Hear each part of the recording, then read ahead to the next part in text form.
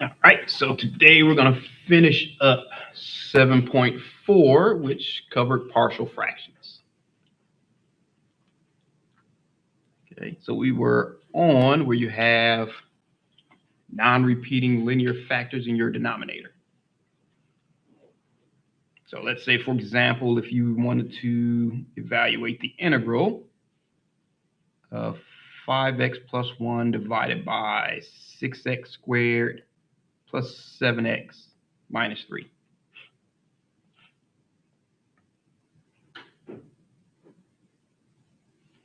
With respect to x.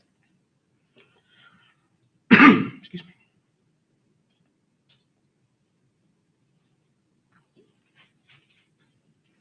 Okay, so if we look at our denominator at 6x squared plus 7x minus 3, and using whatever method of factoring you want, you can use the quadratic formula, A times C method, whichever one you're comfortable with, that factors to 2x plus 3 times 3x minus 1.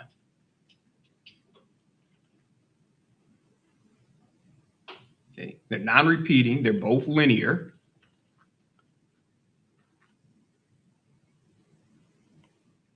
So we have non-repeating.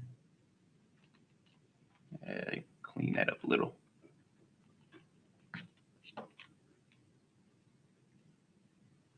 Linear factors.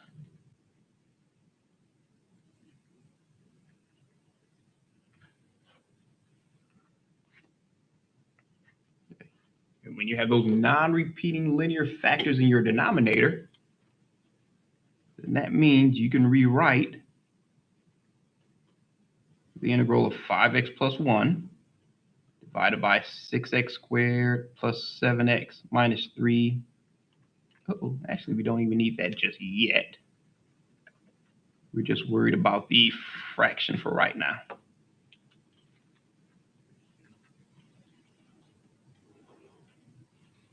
You can rewrite that as some number a divided by 2x plus 3 plus some number that we will call b divided by 3x minus 1.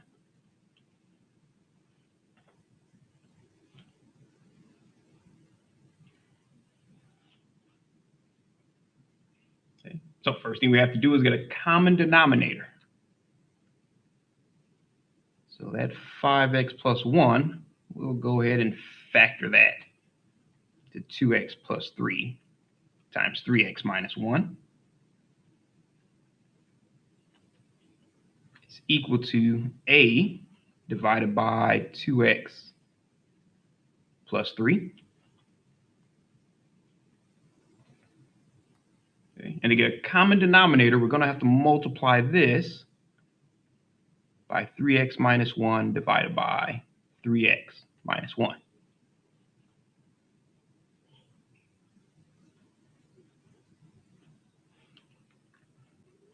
Plus, we have b divided by 3x minus 1.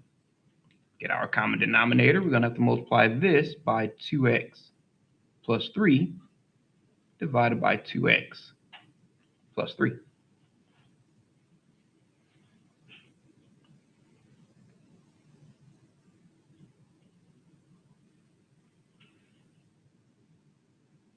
Okay. So again, if we multiply every term by 2x plus 3 times 3x minus 1, all of those denominators would cancel out.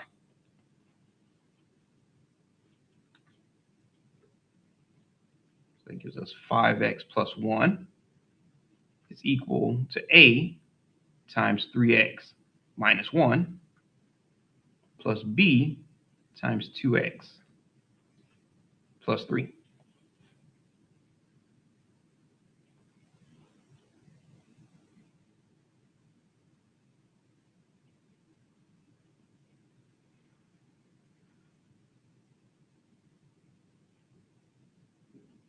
Okay. Now, depending on which method you want to use, if you're going to use the strategic substitution, you can leave it like this.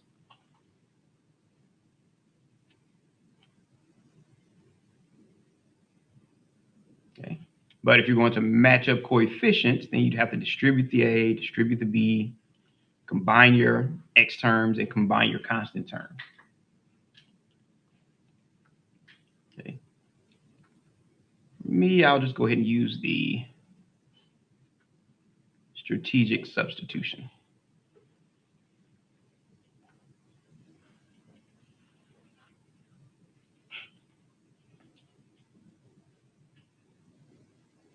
Okay. So what values are we going to plug in? Well, we're going to plug in any value that will make 3x minus 1 equals 0 and 2x plus 3 equals 0. Because if it equals 0, it'll wipe out the variable that's next to it. So 3x minus 1 is equal to 0. Add 1 to both sides and divide by 3. X is equal to 1/3. So that's one of the numbers we're going to use. I would say first, but it doesn't matter which order you use them in. And 2x plus 3 equals 0. Subtract 3 from both sides and divide it by 2. We have x is equal to -3/2. So we have the 2x values that we're going to plug in.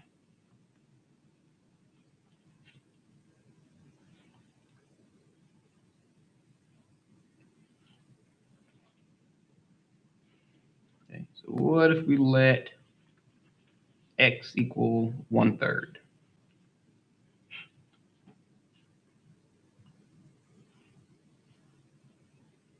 Well, that gives us 5 times 1/3 plus 1 is equal to a times 3 times 1/3 minus 1 plus b times 2 times 1/3 plus 3.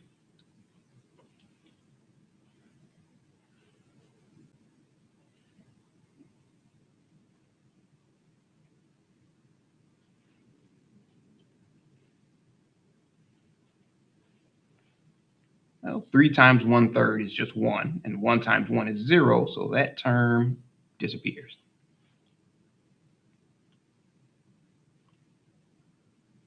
Okay, so 5 times 1/3 is 5/3 plus 1, so we can say 5/3 plus 3/3, which gives us 8/3.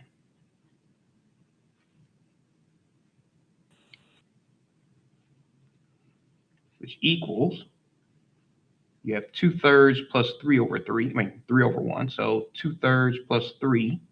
We can say 2/3 plus 9/3, which is 11/3.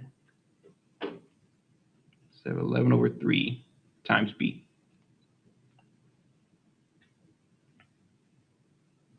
Okay. So if we multiply both sides by the reciprocal, that'll give us 3 divided by 11, so that cancels out and becomes 1. 3 divided by 11, the 3's cancel out, so that leaves us with 8/11. So we know that b is equal to 8/11.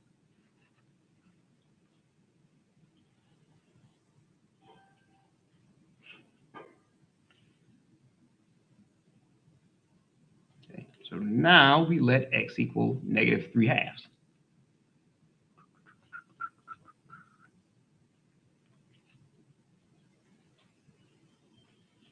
And we do the exact same thing. We just plug it right on in.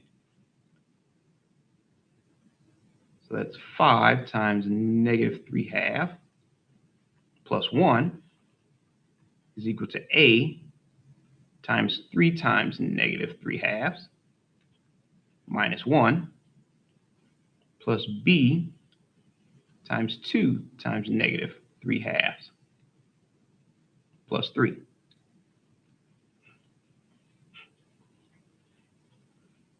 So once again, we just plug it right on in.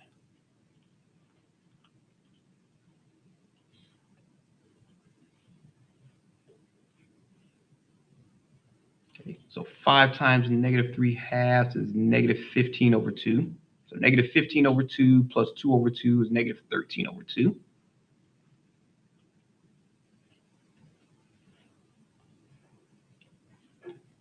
So we have 3 times -3 is -9. So -9/2 minus 2/2 is -11/2 times a. plus 2's cancel out. That leaves you negative 3 plus 3, which is 0. So that whole thing disappears.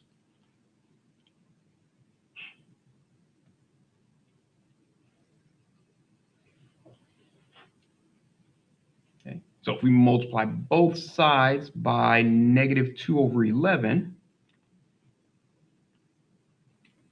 that becomes 1. So negative 2 over 11, the negatives and the 2's cancel out. So we end up with 13 over 11. So A is equal to 13 divided by 11.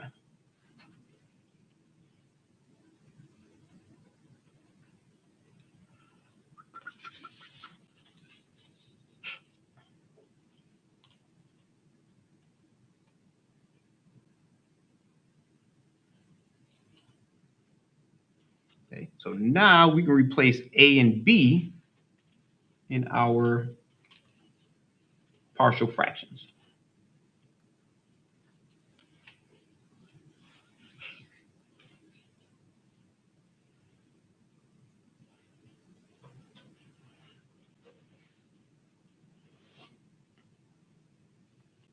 All right, anyone still writing?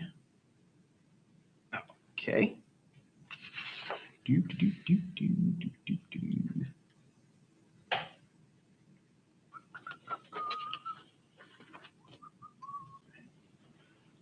That means our 5x plus 1 divided by 6x squared plus 7x minus 3. Bring that back up here. We can make that 13 divided by 11 divided by 2x plus 3. We can just factor that 13 divided by 11 up to the front. And make that just 1 over 2x plus 3. Or you can leave that in the numerator. I just think it'll be a little easier to deal with in the front. Plus B, we replace that with 8 over 11. And again, just bring it out to the front. 8 over 11 times 1 over 3x minus 1.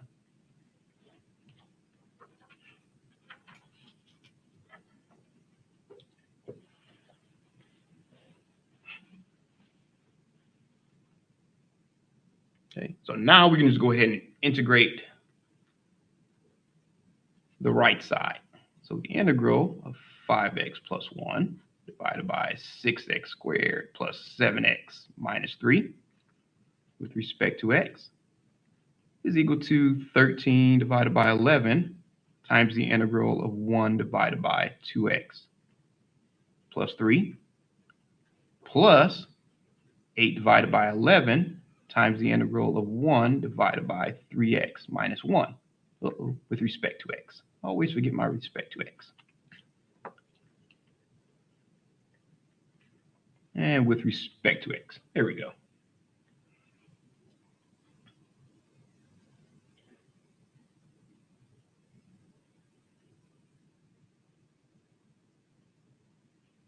Okay. So with both of these, we're going to solve these using u substitution. And I'll just kind of separate both of them.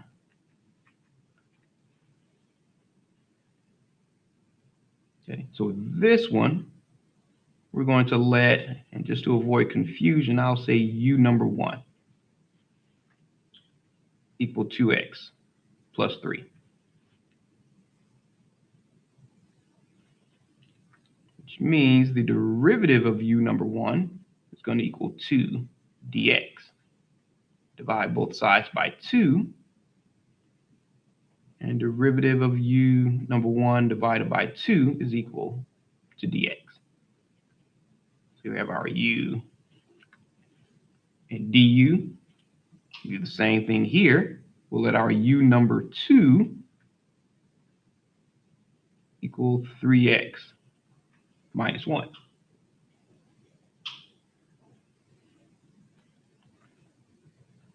So the derivative of u number 2 is equal to 3 dx. And divide both sides by 3. So derivative of u number 2 divided by 3 is equal to dx.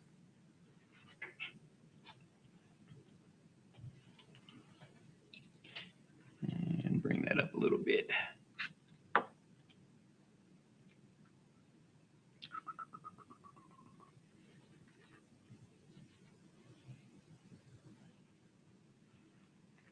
So that means we can rewrite this as 13 divided by 11 times the integral of dx. If we had the dx up here, we just replace it with du number 1 divided by 2. Divided by 2x plus 3, which is our u number 1. So I'll just leave it as u number 1, just for the sake of space. Plus 8 divided by 11 times the integral. Again, if dx was up here, we just have du number 2 divided by 3.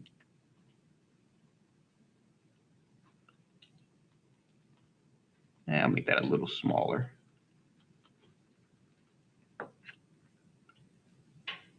Du number 2 divided by 3.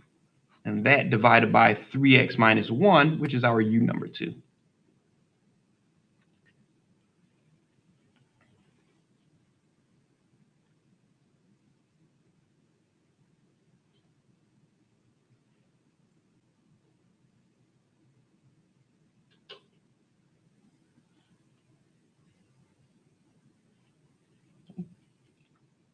So this, we could write it as 1/2 times du number 1 and just factor out the 1/2.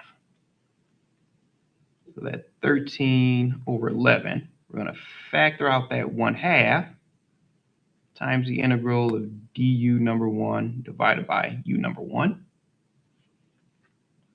plus 8 over 11, we're going to factor out that 1/3 times the integral of du number 2 divided by u number 2.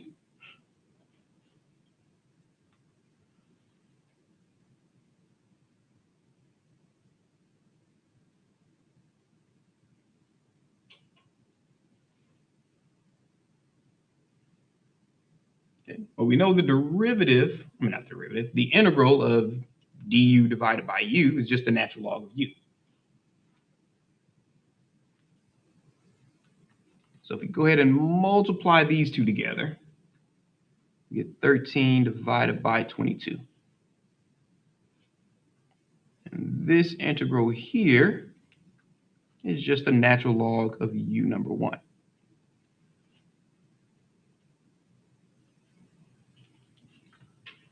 Plus, go ahead and multiply these two together, we get 8 divided by 33.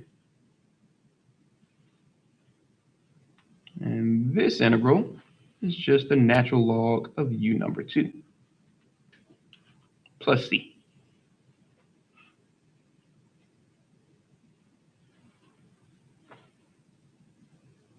So if we go ahead and replace our u number 1 and u number 2, that just gives us 13 divided by 22 times the natural log of 2x plus 3. And we use the absolute value plus 8 divided by 33 times the natural log of u number 2, just 3x minus 1, plus c.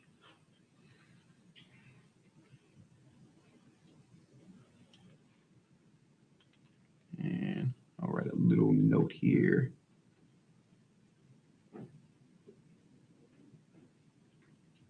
Use substitution.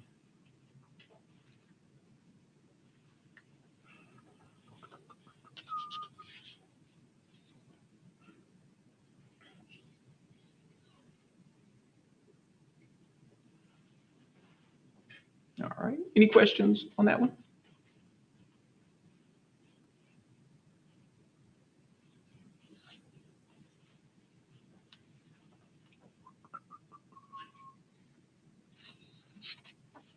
All right.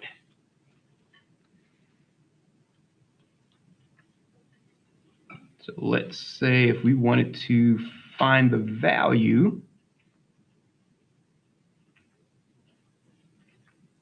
of the integral from 1 to 2, 2x squared plus 3 divided by 2x squared minus x with respect to x.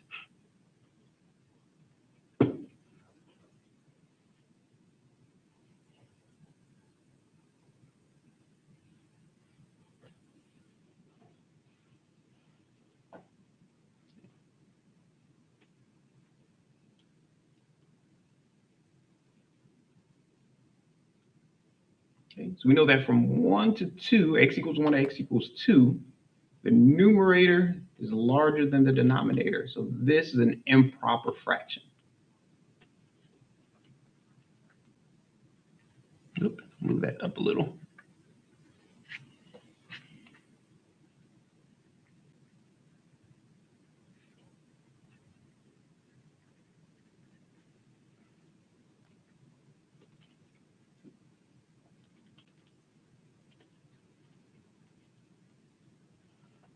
So whenever we have an improper fraction, remember we just divide the fraction up and rewrite it.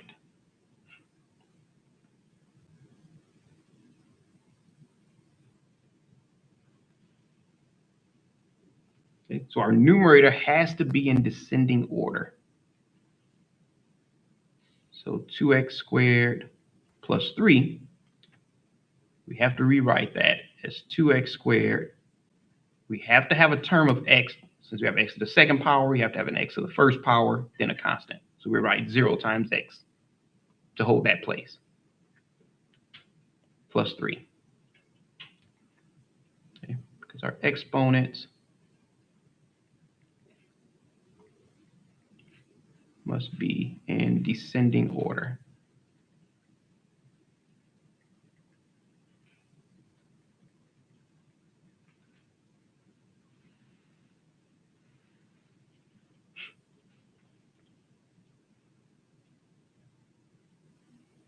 Now the denominator, you could write that with a, because it's x squared, x to the first power, you could write a plus 0 if you wanted to. You don't have to.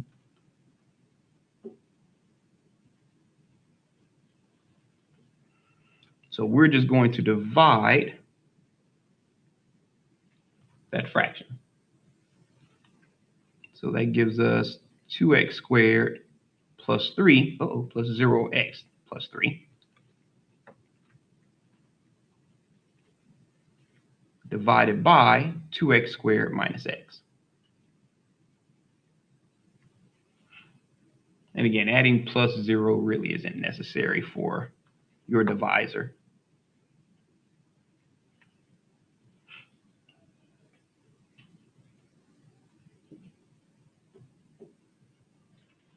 Okay.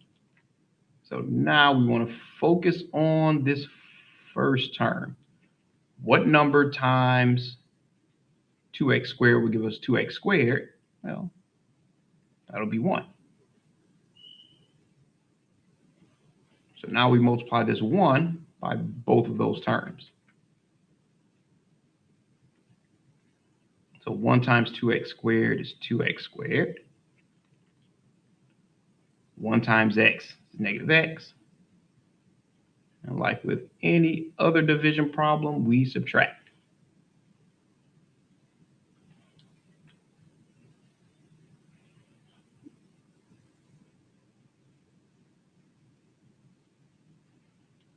Okay, so we have 2x squared. If we distribute this negative, that'll be minus 2x squared, which is 0, which is exactly what we wanted to happen. We have 0x plus x, once we distribute that negative, gives us x.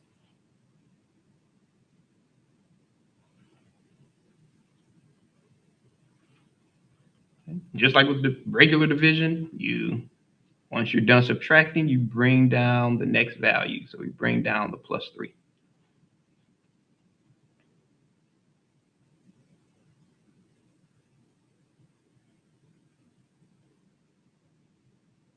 Okay.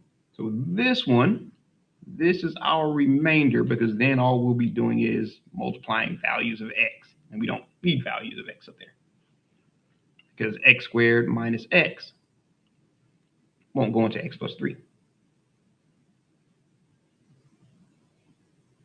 Okay, so now this is our remainder.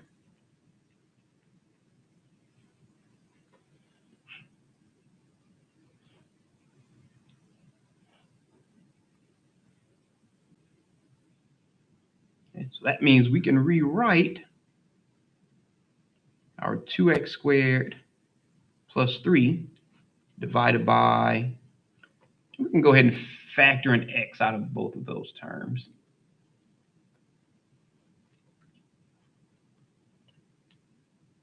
Two x minus 1 times x is equal to 1, which is your quotient, plus your remainder over your denominator. So x plus 3 divided by x times 2x minus 1.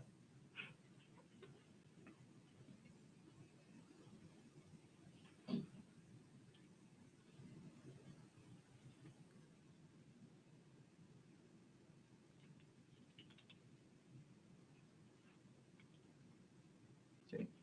Now, we took the integral of all the terms. The integral of 1, we could find that pretty easily.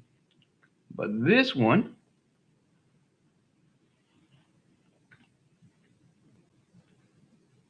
we have non-repeating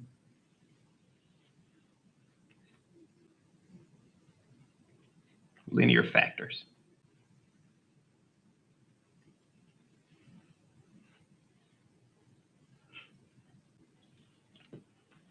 Okay, so just for this one, we have to use partial fractions.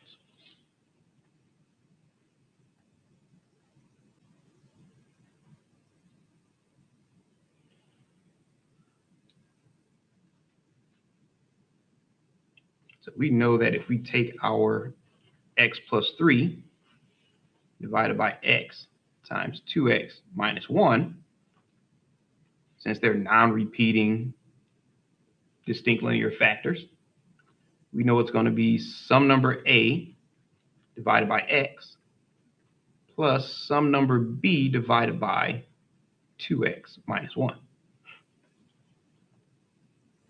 Each one of those factors will get their own term.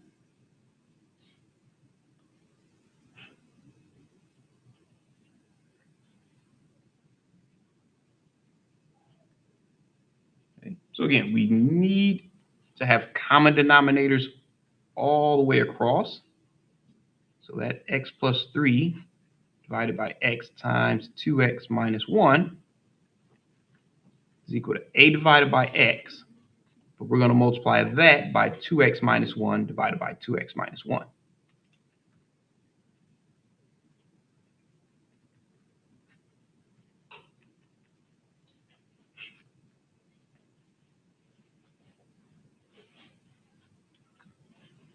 Plus b divided by 2x minus 1.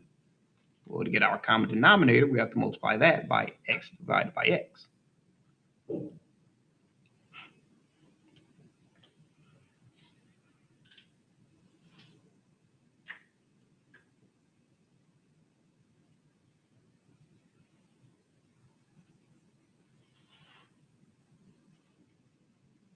So we decided to multiply each term by that least common denominator. All of those would cancel out.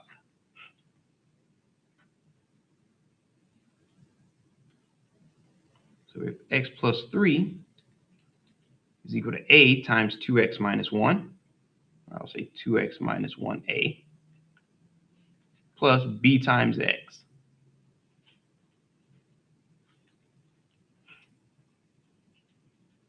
And I'll put them in the same order. For some reason, having them in different orders bug me. I'll just flip them around, even though it's the exact same thing.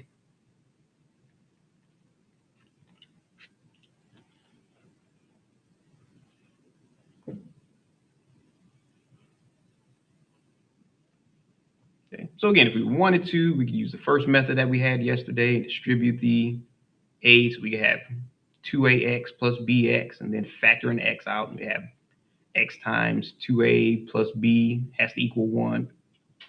Strategic substitution is just the easier method to me. So whenever possible, I use that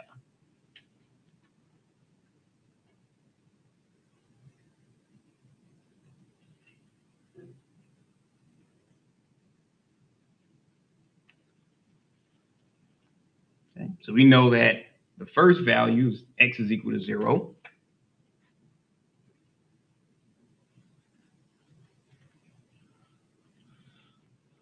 And the next value of x is whatever makes 2x minus 1 equals 0.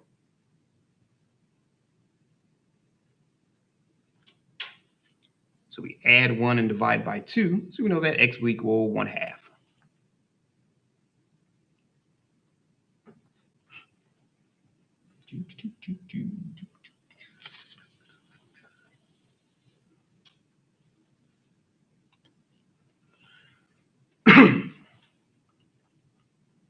Okay, so what if we first let x equal 0? Running out of room, but this one shouldn't take up much space.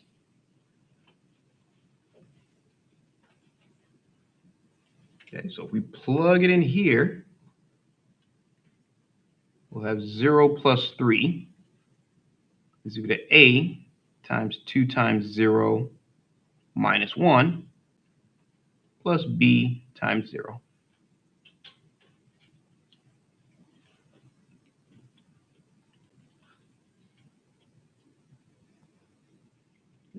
But we know that b times 0 is just going to disappear, so we don't even have to worry about that one anymore. 2 times 0 is just 0, so that disappears. So that leaves us with 3 is equal to negative 1 times a, which is negative a. Multiply both sides by negative 1. You see that a is equal to negative 3. So that one was somewhat painless.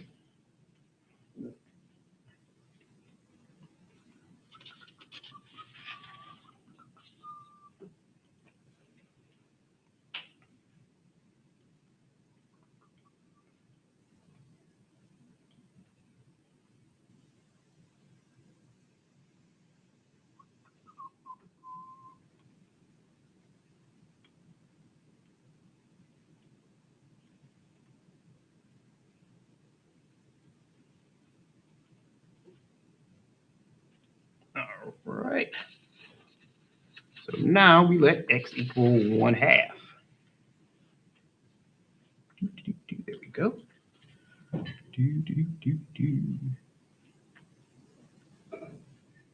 We let x equal 1/2.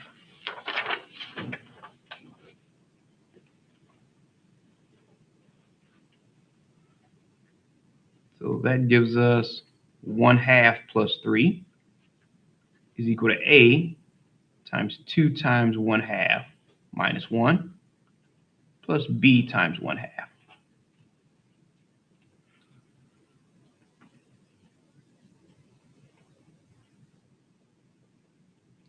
So 2 times 1/2 is 1. 1 minus 1 is 0, so that disappears. Okay, so 1/2 plus 3, so that's 1/2 plus 6 over 2, which is 7 over 2, is equal to b times 1/2.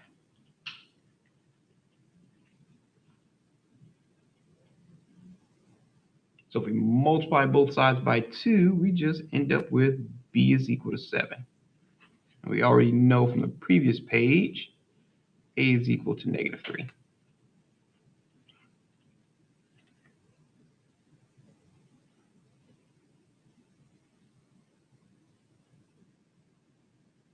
So now that we have our a and b, we can rewrite the integral from 1 to 2 of 2x squared plus 3 divided by 2x squared minus x. I always get my dx. With respect to x is equal to the integral from 1 to 2. Remember, we still had that 1, so we can't forget that one, because we still have the integral of 1 plus, now this, where's I? X plus 3 divided by x times 2x minus 1. That's the one where we replace our a and b.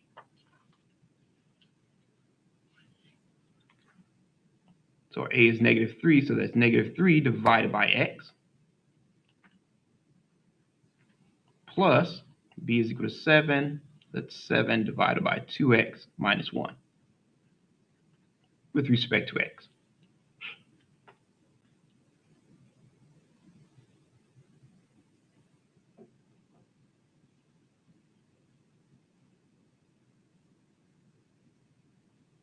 So again, if we wanted to, we could get the numerators and bring them down to the front.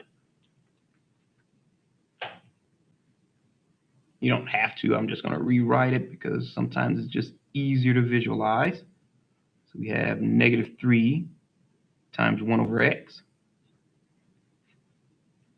plus 7 times 1 divided by 2x minus 1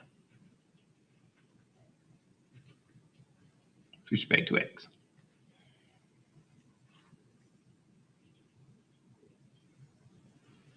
Okay, so now we can just go ahead and integrate each term. And I'll leave a little bit of room because that last one we're going to work out really quick. So the integral of 1 with respect to x is just x. -3 times the integral of 1 over x is just natural log of x.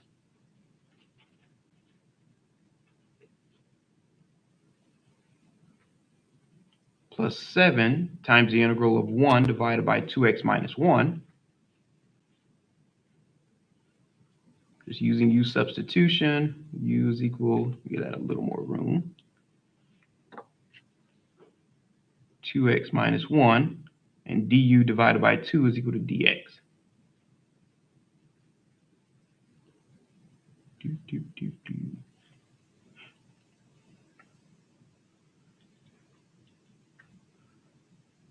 Okay, so that gives us 7 times the 1/2 we factor out here, which is 7 over 2. And I'll just leave this 7 times 1/2 for right now, times the natural log of 2x minus 1.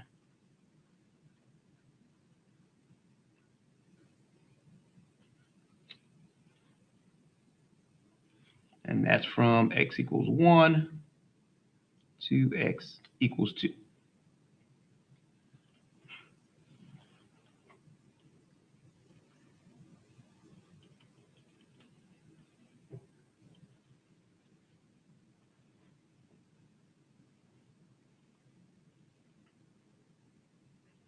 Okay, so now we can go ahead and apply the fundamental theorem. And I'll move this all the way to the left to make sure we have enough room. So first we go ahead and plug in our upper limit. So that's 2 minus 3 times the natural log of 2. Since it's positive, we don't need the absolute value. So we can just put 2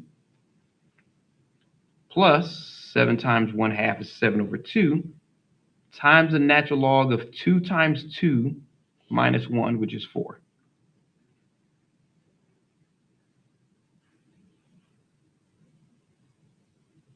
Okay, so now we have minus, go ahead and plug in our lower limit. So that leaves us with 1 minus 3 times the natural log of 1. Again, that's positive, so we don't need the absolute value. Plus 7 divided by 2 times the natural log of 2 times 1 minus 1, which is just 1.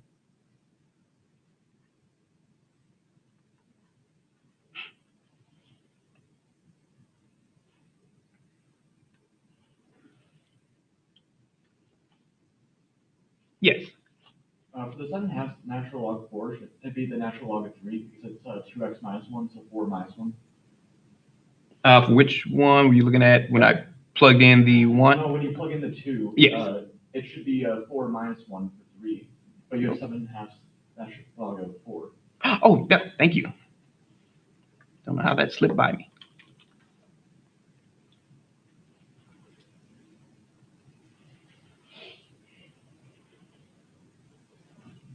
So we know the natural log of 1 is just 0. So this term just disappears, and this term just disappears.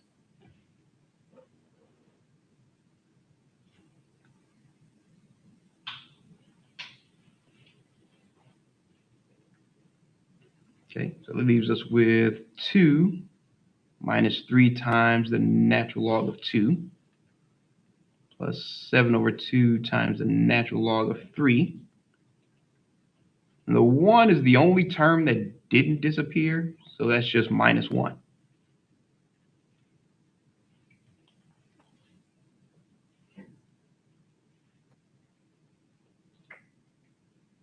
So we go ahead and just combine the constants.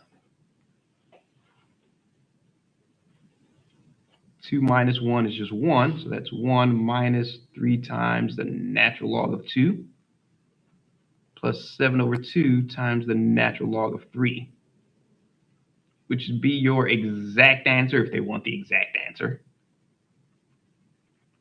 And if you plug that into your calculator, you should get 2.7657 approximately. You make that 6 a little neater.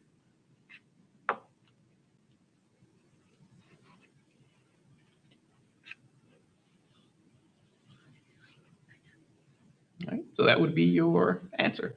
So sometimes you have to start off a problem with one method, like dividing your quotient. Then you end up with a non-repeating term and not the whole thing. So you would have to apply this to just part of it. So.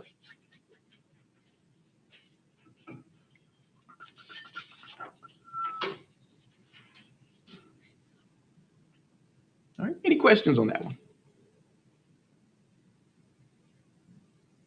All right. Make sure everyone's done writing. Looks like everyone's done.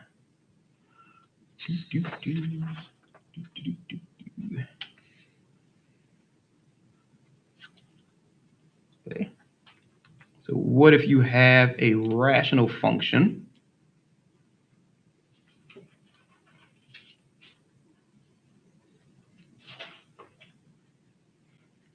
with repeating linear factors in the denominator?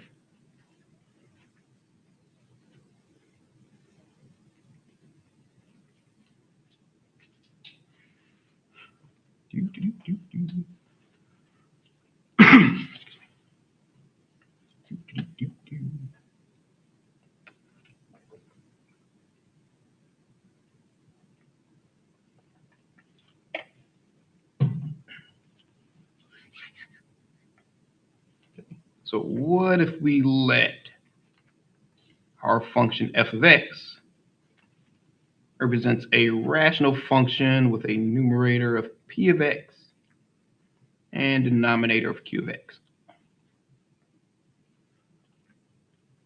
where we know that q of x can be factored, where it's ax plus b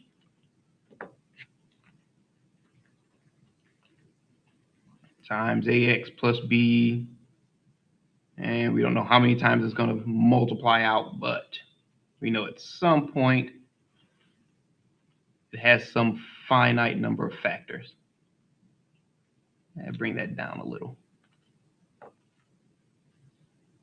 Plus b to the nth power.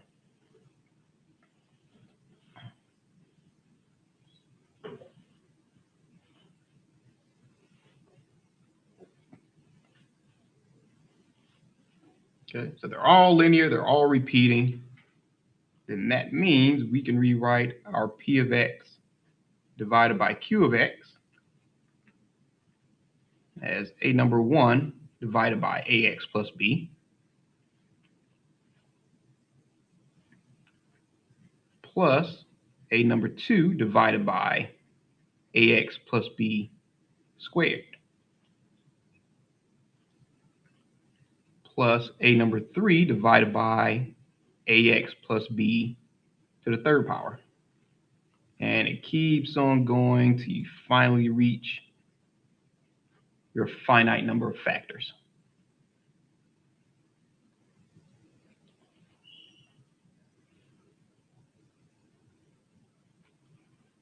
And of course, in an actual problem, I'll use A, B, C, and whatever, how far we have to go. We just use A1, A2, A3 for the general explanation.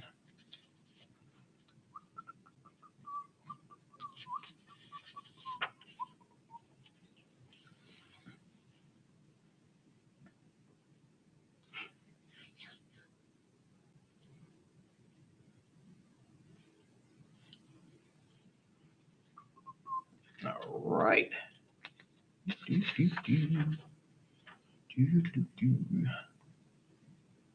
Okay, so let's say, for example, we wanted to evaluate the integral of 5x squared plus 20x plus 6 divided by x to the third power plus 2x squared plus x with respect to x.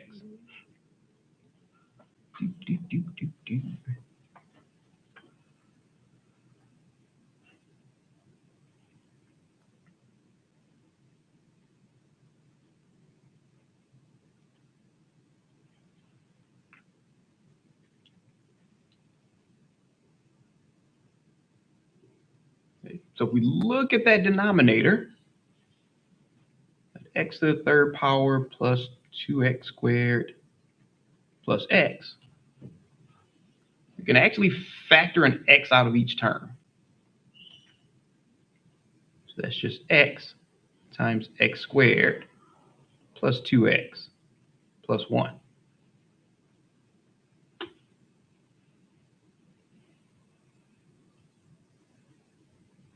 So that x squared plus 2x plus 1, we notice that's a perfect square trinomial.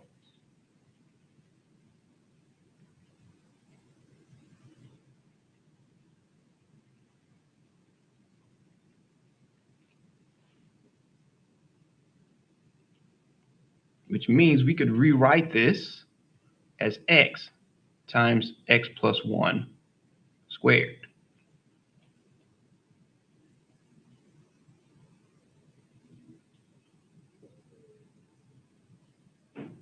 Okay, now this x plus 1 squared, that's a repeating linear factor.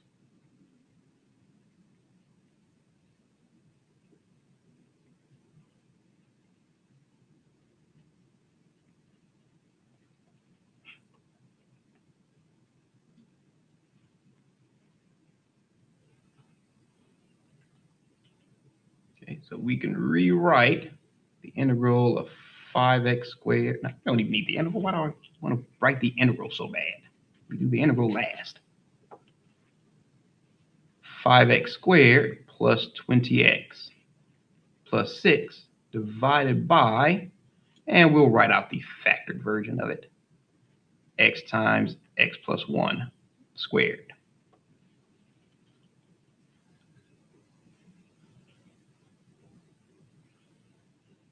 Okay. Now the x, that's a linear non-repeating.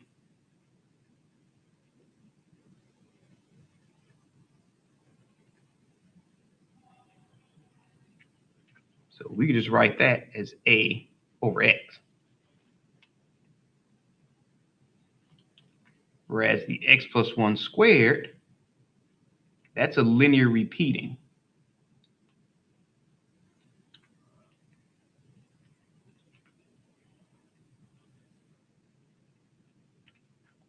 Which means we have to write that as b divided by x plus 1 plus c divided by x plus 1 squared.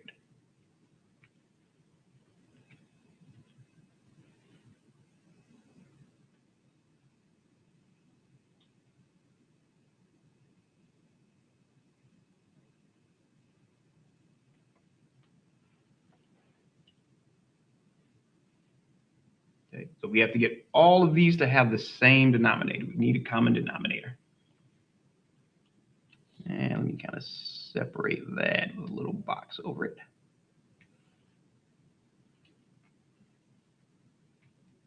Okay, so that 5x squared plus 20x plus 6 divided by x times x plus 1 squared is equal to a divided by x. But we have to give that a common denominator, so we multiply by x plus 1 squared over x plus 1 squared.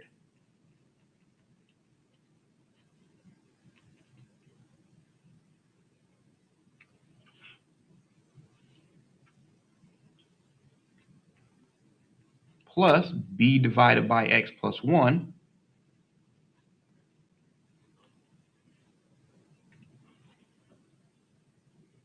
Again, we need the common denominator, so we have to multiply it by x and another x plus 1. So we're going to multiply this by x times x plus 1, divided by x times x plus 1.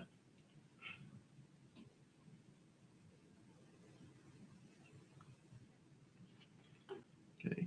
Plus c divided by x plus 1 squared. To get that common denominator, we just multiply this one by x over x.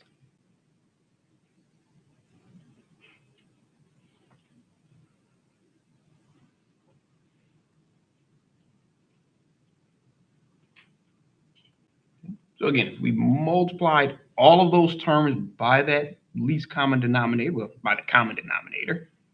All of those denominators would cancel out.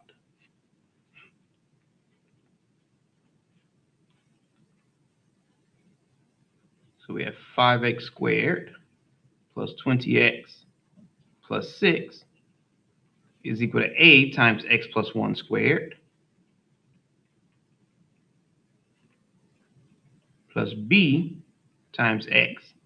I don't need the parentheses for that one.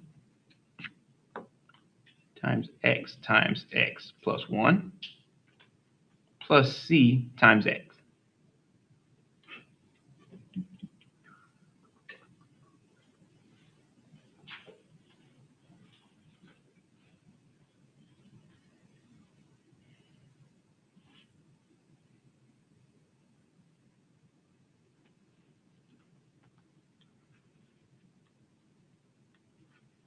Okay, so again, we're just going to go ahead and use strategic substitution.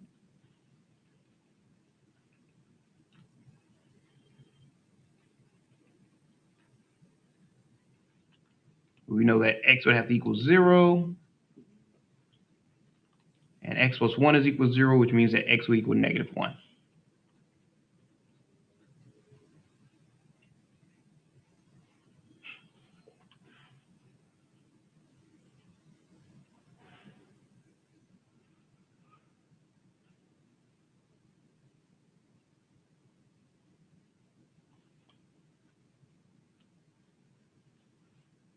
Okay, so if we let x equal 0, then that gives us 5 times 0 squared plus 20 times 0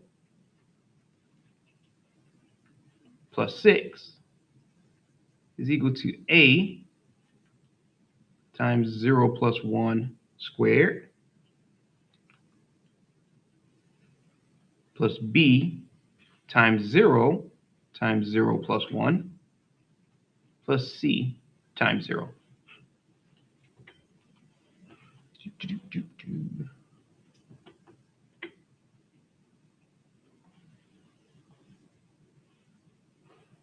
Okay, so we know any term with a 0 is just going to disappear. So 5 times 0 is 0, 20 times 0 is 0, b times 0 times 1 is still 0, c times 0 is 0. So we have 6 is equal to a times 1 squared, which is just 1. So 1 times a is a. So we know that a is equal to 6.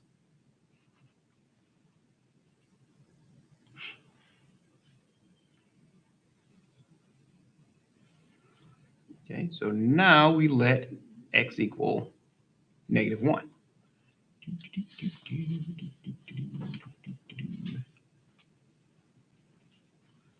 So we have 5 times -1 squared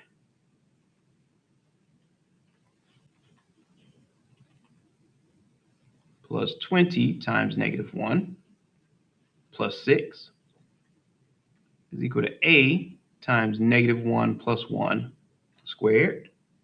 Move that over a little bit. Plus b times -1 times -1 plus 1 plus c times -1.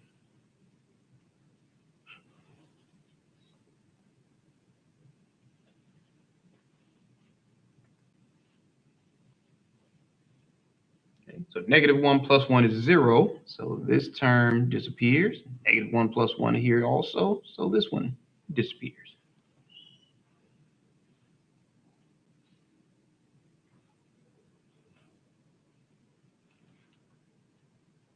Okay, so -1 squared is 1, so 1 times 5 gives us 5.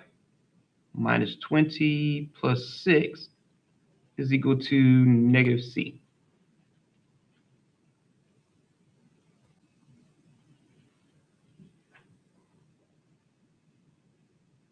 Okay, so 5 minus 20 is negative 15. Negative 15 plus 6 is negative 9. So we have negative 9 is equal to negative c. Divide both sides by -1. And we see that c is equal to 9.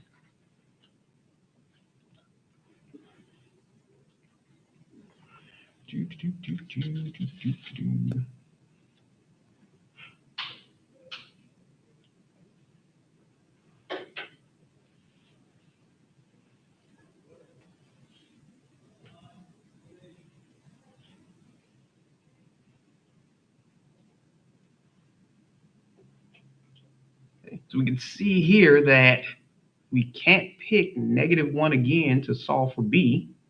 And we can't pick 0, and those are the only two substitutions we have. So when you run out of strategic substitutions, just pick a easy one, a convenient one, and that'll still work.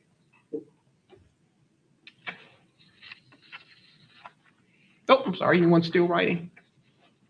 I forgot to check. Okay.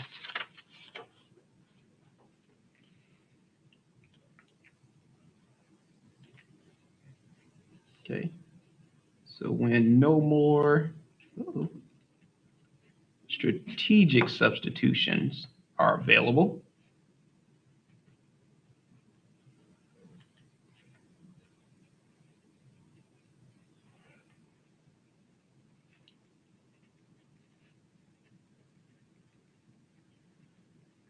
just pick an easy one or pick a convenient one.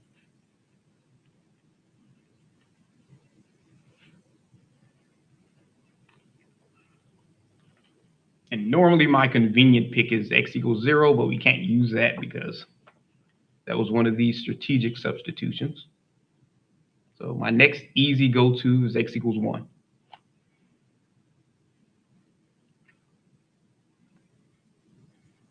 Okay, so we'll let x equal 1. And again, that's completely random. You don't have to pick 1 every time. Bless you. You can pick whatever value you like. That's just one of my personal favorites.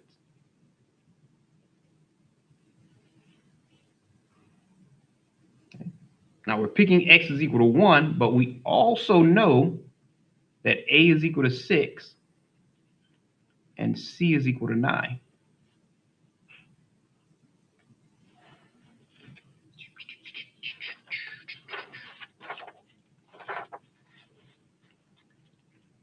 Okay, so that means, let me just write down.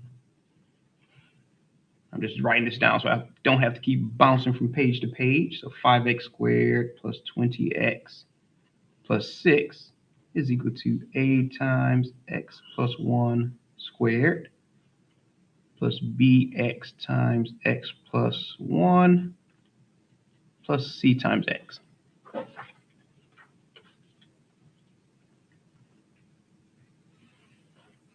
Okay, now the x, you can pick any number you like, but the a and the c we already have, so we can just plug those in. And the only thing left without an actual value should just be b. So if x is equal to 1, you have 5 times 1 squared plus 20 times 1 plus 6 is equal to a times x plus 1 squared. So our a is equal to 6, so we're going to go ahead and plug that in. And x is equal to 1, so we're going to make that 1 plus 1 squared.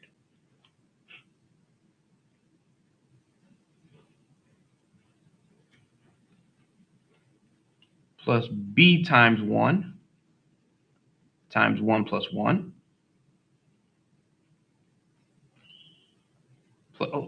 Forgot c times 1. Well, c is equal to 9, so that's just 9 times 1.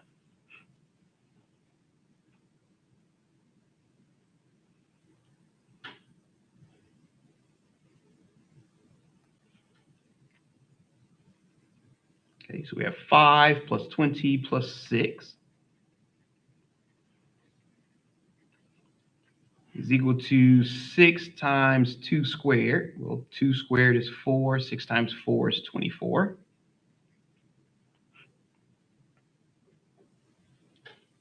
You have b times 1 times 2, which is 2b, plus 9.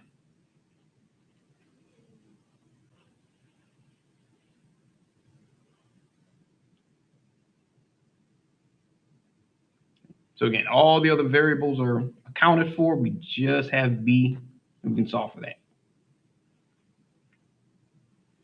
Okay, so 5 plus 20 plus 6, that's 31, is equal to 24 plus 9 is 33, plus 2b. We go ahead and add those two together. So if we subtract both sides, well, 33 from both sides, see that 2 times b is equal to negative 2. And I'll just switch it around because I like my variables on the left. Divide both sides by 2, and we have b is equal to negative 1.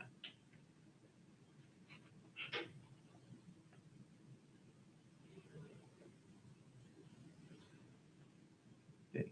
So we finally have our a, our b, and our c.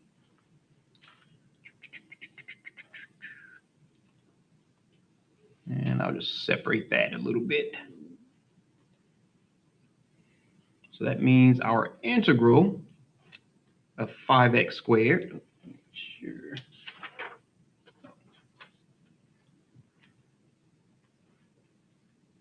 plus 20x plus 6 divided by x times x plus 1 squared with respect to x. We can rewrite that as the integral of 6 times, let me make sure it's right. You can say 6 divided by x, or you can just say 6 times 1 over x. Doesn't matter. 6 times 1 over x. Plus, our b is negative 1.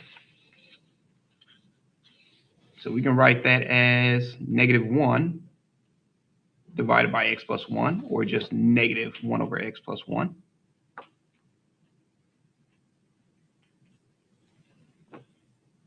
Plus, our c is equal to 9. So again, we can just get that 9 and factor it out to the front. Divided by x plus 1 squared. Or times 1 over x plus 1 squared if we want to rewrite it. And that's with respect to x. There we go.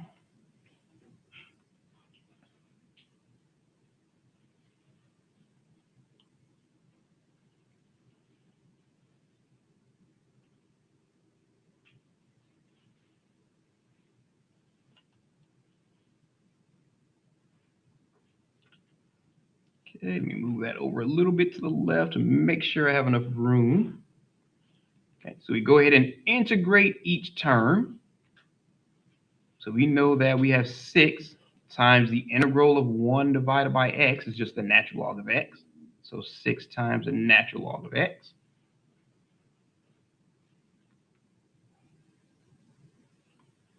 Minus 1 divided by the natural log of, kind of jumping ahead, 1 divided by x plus 1 is just the natural log of x plus 1. So that's minus the natural log of x plus 1.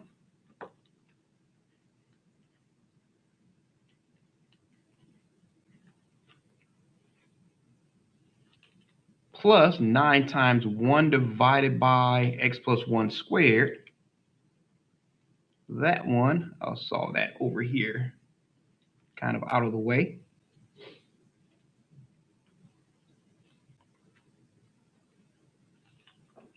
Let me write down what I'm solving first. So the integral of 1 divided by x plus 1 squared. Make that a little clearer. respect to x.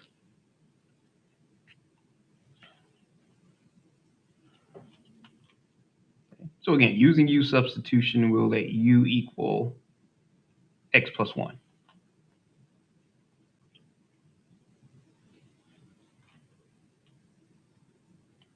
Our derivative of u is just equal to 1 dx or just dx.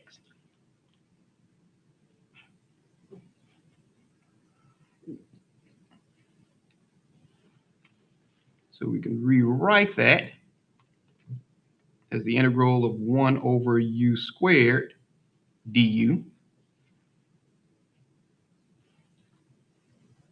or just the integral of u to the negative 2 power du.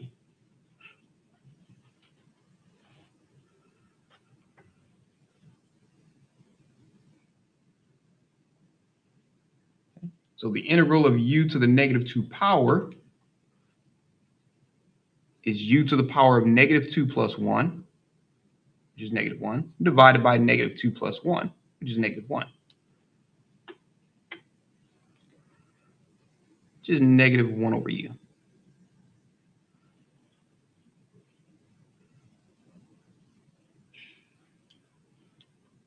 So since this is negative 1 over u, I'll just rewrite it out, the whole thing. And once we replace our u, give that a little more room to replace the u.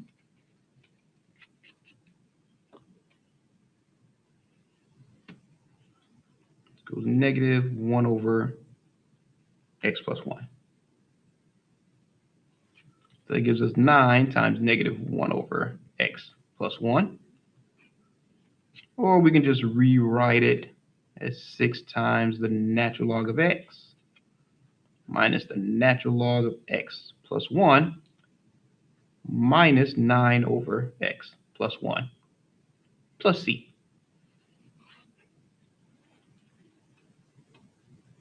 Oh, move that over a little bit. There we go. Zoom out just a hair so we can, there we go. That's better.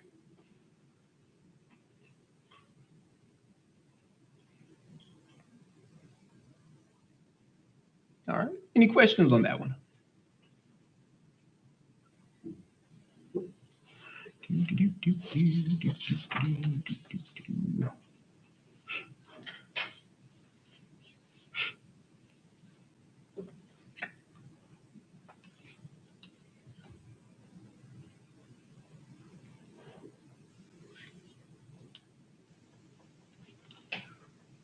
Excuse me. All right. Anyone still writing? Nope. All right.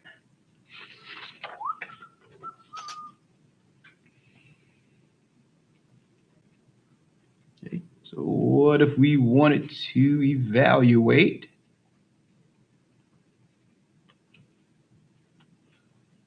the integral of 1 over x to the 4th power plus 2x to the 3rd power with respect to x?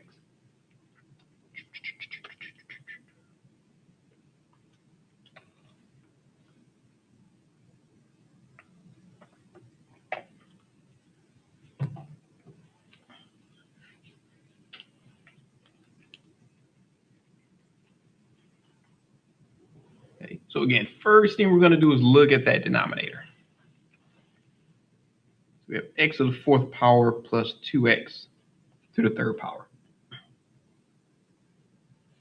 We can factor an x to the 3rd out of there.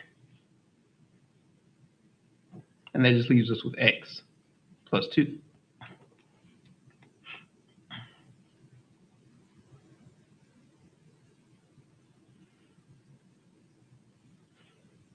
Okay. So that x to the 3rd, that's a linear repeating or repeated linear. Repeating linear factor.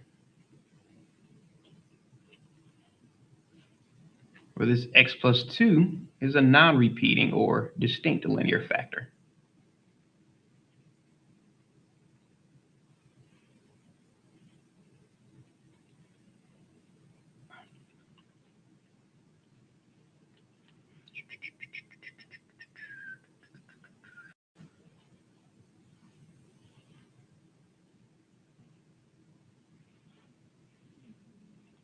So that means when we rewrite this fraction, and we'll write it out in the factored form. So x to the third times x plus 2. The repeating linear factor is going to be a divided by x plus b divided by x squared plus c divided by x to the third power.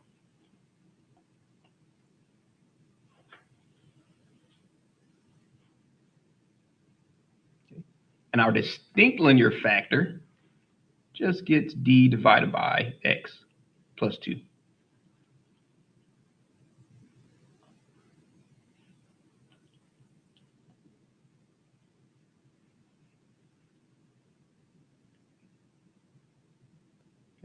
So now, again, first thing you have to do after you figure out what type of linear factors you have, you got to get a common denominator.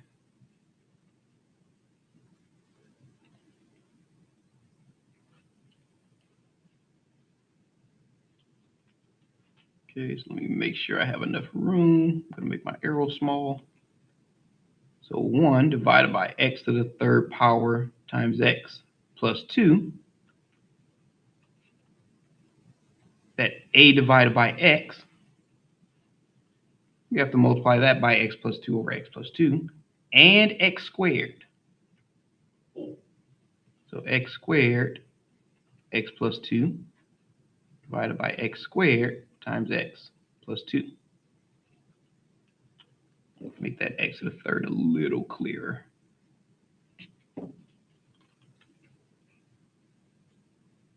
Here we go. That's better. Okay. So now we have plus b divided by x squared. Okay. Well, we have to turn that to x to the third, so we know we're going to be multiplying it by x over x. Plus we need that x plus 2, so that's x plus 2 divided by x plus 2.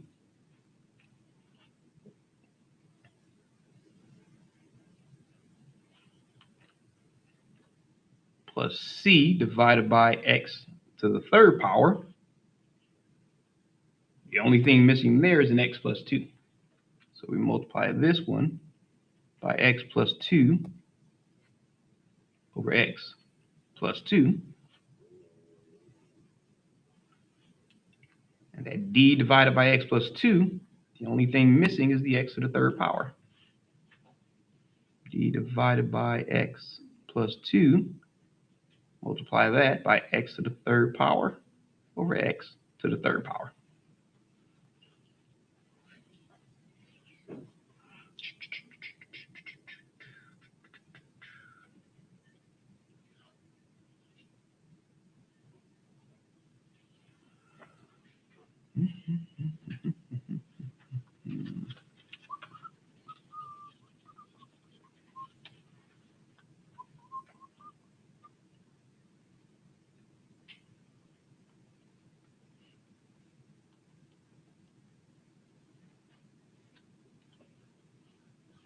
So again, once we multiply each term by that common denominator, this cancels out, all of these become 1.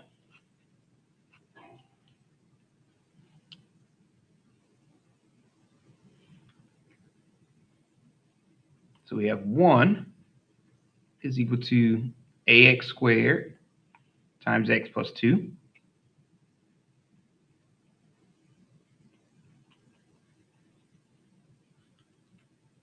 plus b times x plus 2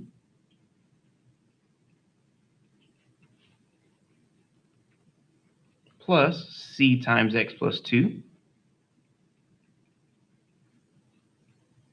plus d times x.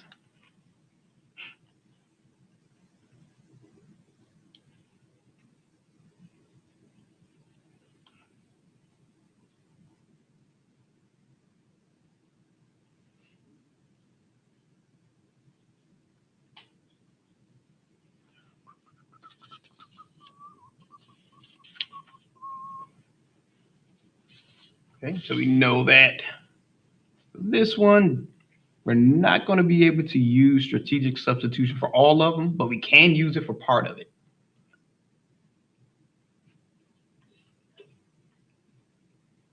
Okay.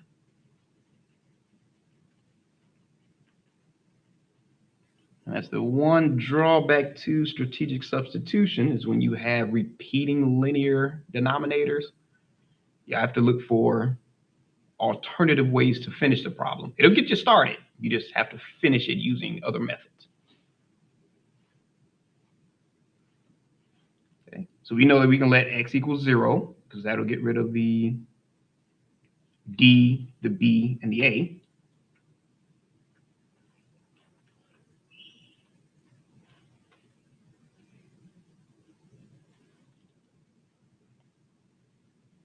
So we have 1 is equal to a times 0 squared times 0 plus 2 plus b times 0 plus 0 plus 2 plus c times 0 plus 2 plus d times 0.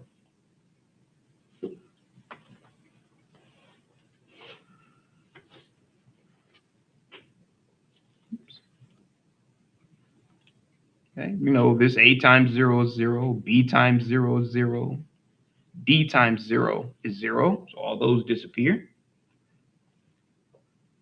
So we're left with 1 is equal to 2 times c. So if we divide both sides by 2, we know that c is equal to 1/2.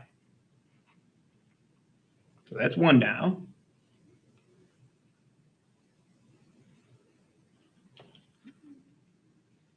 So now what if we let x equal -2? Turn that x plus 2 into 0. So that gives us 1 is equal to a times -2 times -2 plus 2, or -2 squared times -2 plus 2, plus b times -2 times -2 plus 2, plus c times -2 plus 2, plus d times -2.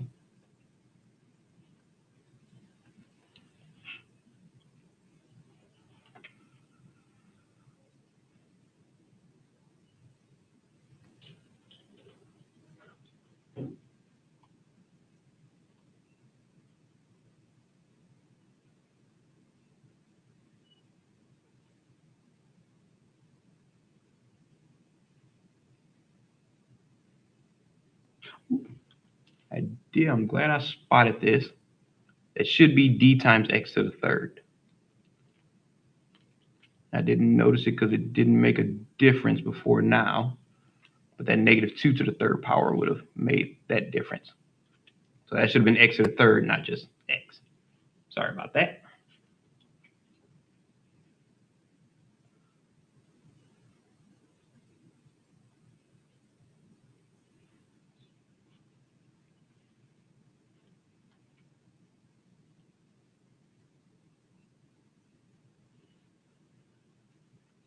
Okay, so that leaves us with 1 is equal to -2 plus 2. All the terms with -2 plus 2 become 0. So -2 to the third power is -2 times -2 times -2, which is -8. So we have -8 times d. Divide both sides by -8, and d is equal to -1/8.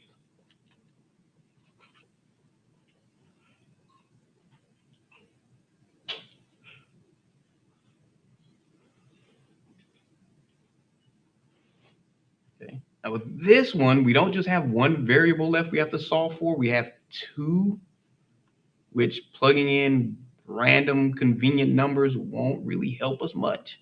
That only usually works if you have one unknown variable. I mean, it could work if you got lucky, but we don't want to rely on luck. Okay, So we know that we are out of strategic substitutions.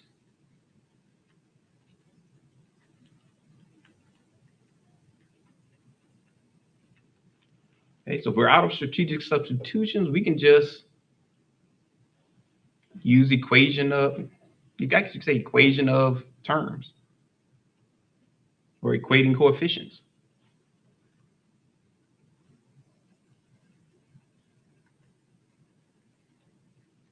The method of equating coefficients.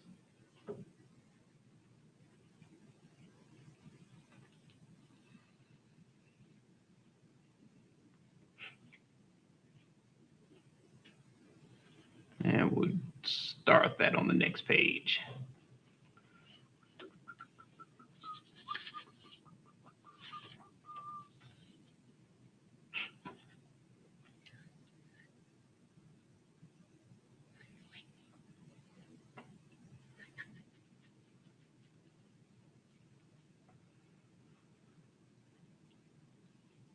All right, anyone still writing? All right. Might as well leave this up here since I have to write down the equation. Okay, so we have 1 is equal to ax squared times x plus 2 plus bx times x plus 2 plus c times x plus 2 plus dx to the third power.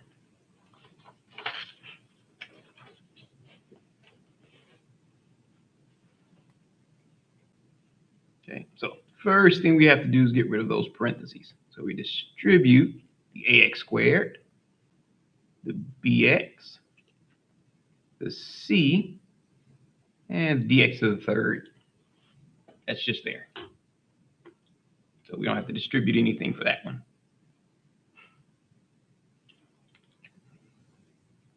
Okay, so we have 1 is equal to ax to the third power plus 2 times ax squared plus bx squared plus 2 times bx plus c times x plus 2 times c plus dx to the third power. Excuse me.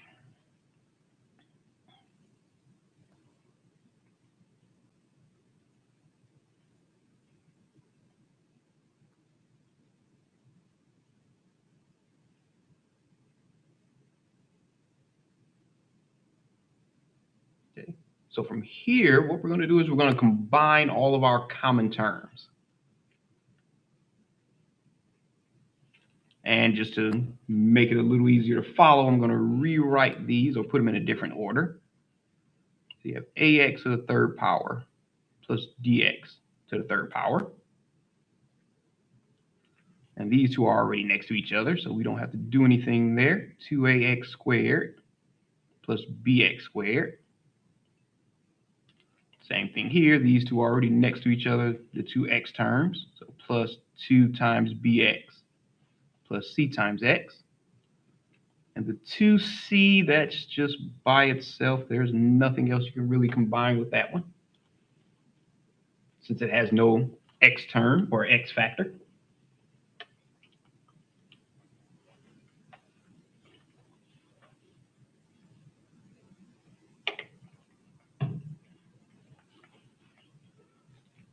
So now if we factor an x to the third out of both of those, we have 1 is equal to a plus d times x to the third power.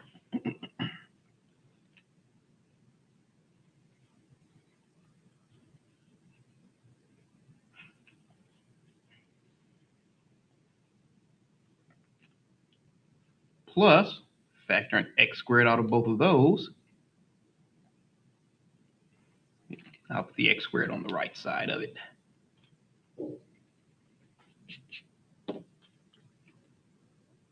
So we have 2a plus b times x squared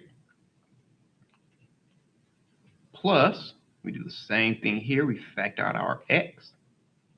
So we have 2b plus c times x plus 2 times c.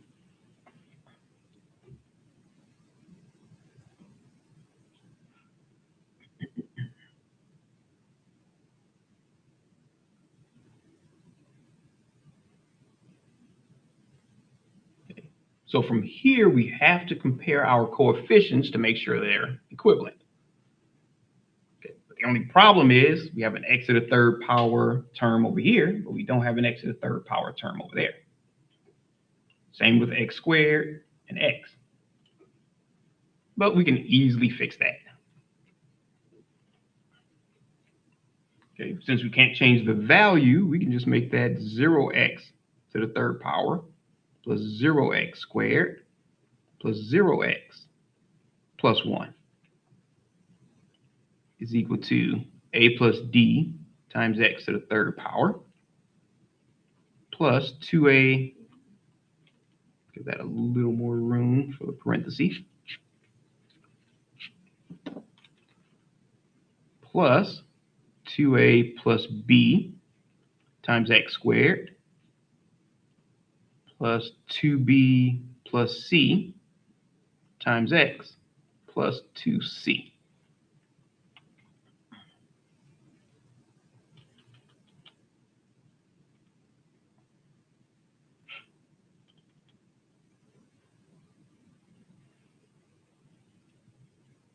Okay, so now we start matching up coefficients.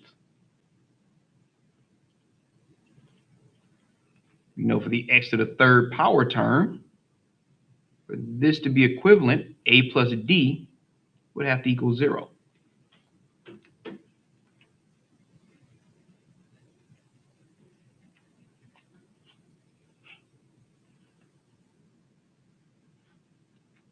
And for this to be equivalent, 2a plus b would have to equal 0, since they're both x squared terms. Actually, I'll put it next to it.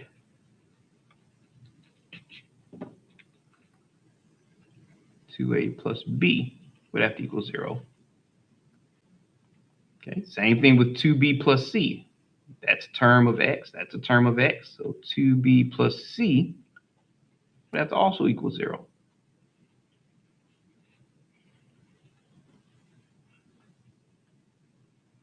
And our constant term, 2 times c, would have to equal 1.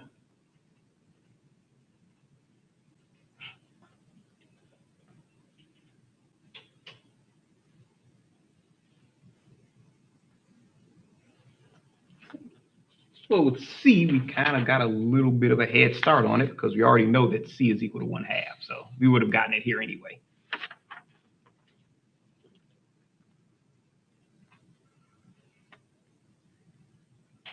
Okay.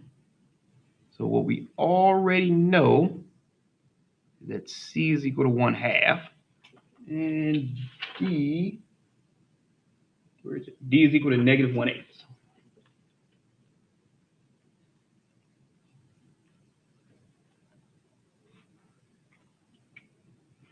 Okay. So now we can kind of go backwards a little bit because all we have to do is plug in c. Or we can start here, doesn't matter. We can plug in d. So we have a plus d, so we have a minus 1/8 is equal to 0.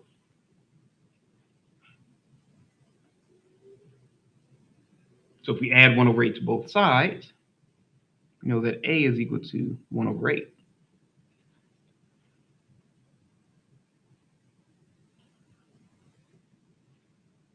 So now we can solve 2a plus b because we know a. So that's 2 times 1/8 plus b is equal to 0. 2 times 1 over 8 is just 1/4 once we simplify it. So that's 1/4 plus b is equal to 0.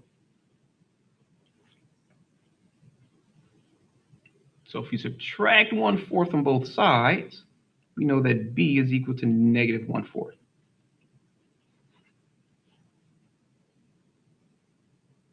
Okay. So we already have our a, b, c, and d, so we don't even really need to do anything with that 2b plus c equals 0, because we've already solved for b and c, so we're good there.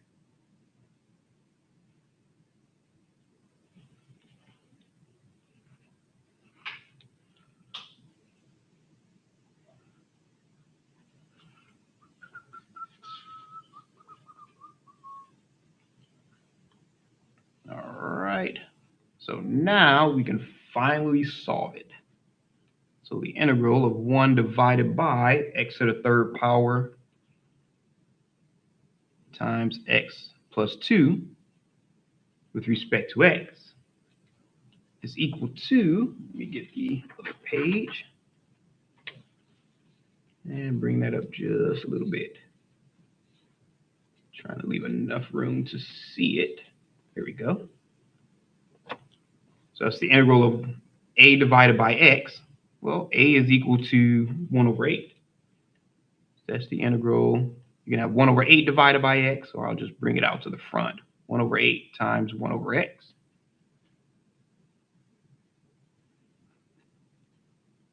Minus b divided by x squared. Well, b is equal to negative 1/4. Well, that should be plus b over x squared, but it becomes minus because b is negative. So 1/4 times 1 over x squared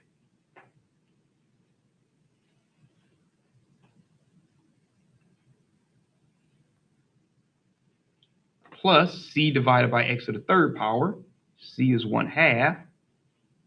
So that's plus 1/2 times 1 over x to the third power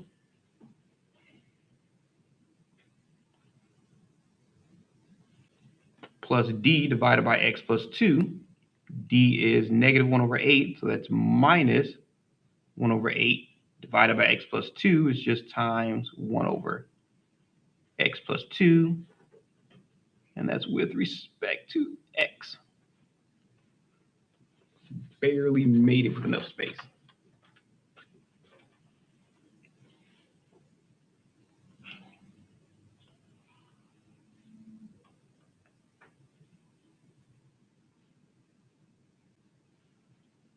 Okay, so we know that this term, if we integrate 1/8 times the integral of 1 over x, that's just the natural log of x.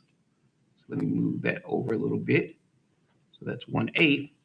Actually, let me move it down some, just to make sure we have enough space.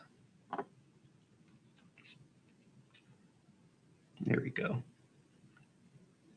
So that's 1 over 8 times the natural log of x.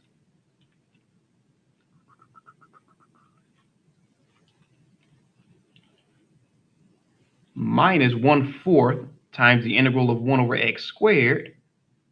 And I'll put a little hint as to how we can solve that one. So we have the integral of x to the power of negative 2 dx. That's x to the power of negative 1 divided by negative 1, which is negative 1 over x.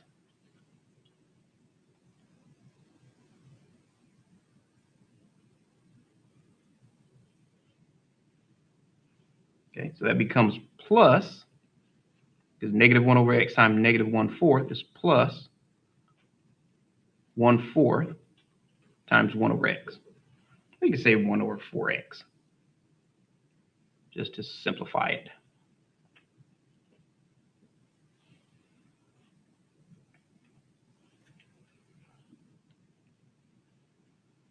Plus 1/2 times the integral of 1 over x to the third power. We do that one the same way.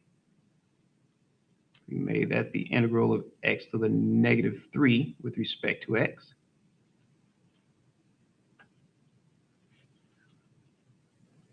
That's negative 3 plus 1 divided by negative 3 plus 1, which is negative 1 over x squared.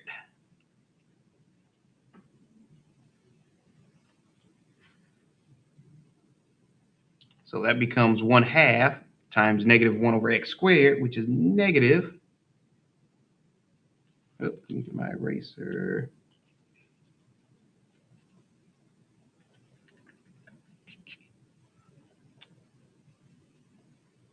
Oh, did I forget something? That's why I don't. Let me double check my mental math. Yep, that should be negative 3 plus 1 over negative 3 plus. That should be negative 2. 1 over 2x squared. There we go.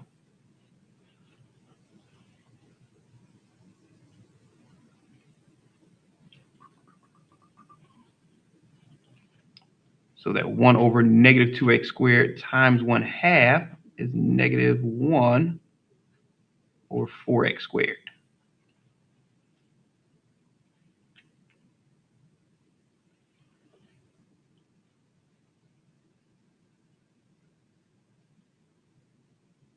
Okay, minus 1 over 8 times the integral of 1 over x plus 2.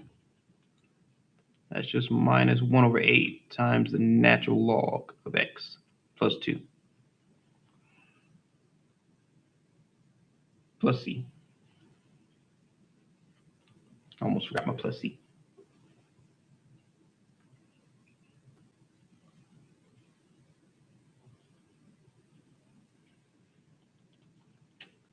Okay. Now Newton should take this, even though it's not in its most simplified form. But if they don't accept this answer, you just have to remember your quotient rule for logarithms. So we have the natural log of m divided by n. That's just the natural log of m minus the natural log of n.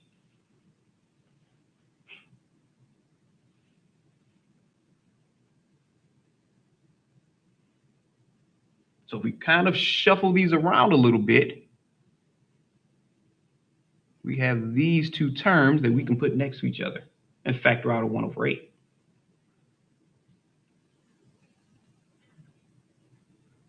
That would be the natural log of x minus the natural log, put that absolute value there. Natural log of x minus the natural log of x plus 2.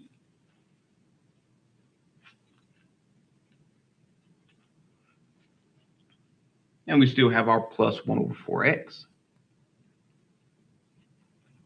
minus 1 over 4x squared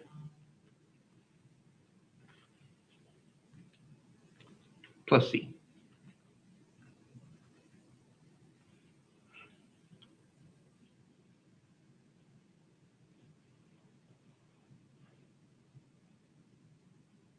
Okay, so we have natural log of m minus natural log of n is equal to natural log of m divided by n.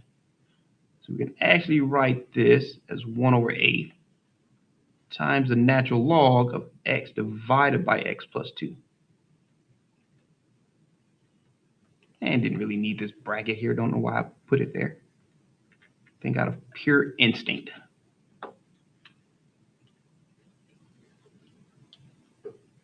Plus 1 over 4 times x minus 1 over 4x squared plus c.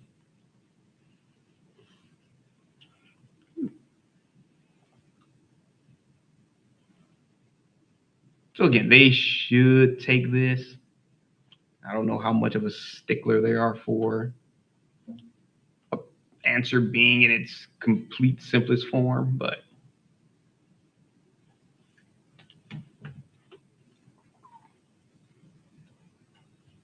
okay. Any questions on that one? Oops.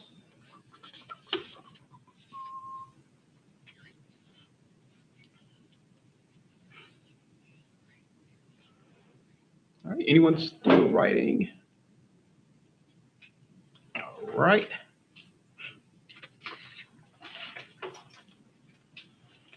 Excuse me. Okay, so now we're going to look at irreducible factors.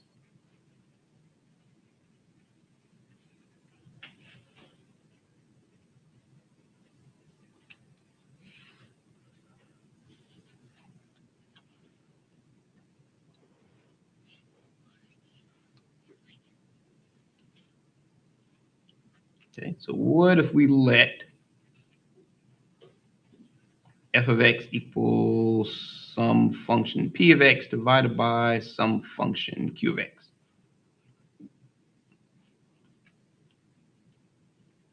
Where we know that q of x cannot be reduced is some irreducible factor. And we'll say it's p of x plus q to the power of some real number m.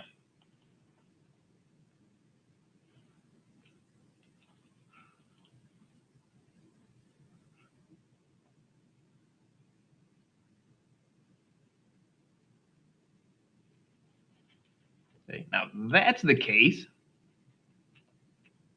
then the partial fraction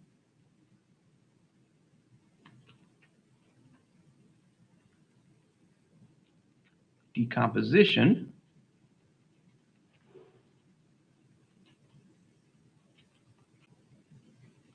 includes, okay, so that fraction p of x divided by q of x, we can make that equal some value a number 1 or a sub 1 divided by p of x plus q of x plus q plus a number 2 divided by p of x plus q squared. And it keeps on going till you reach your exponent or your finite number of factors.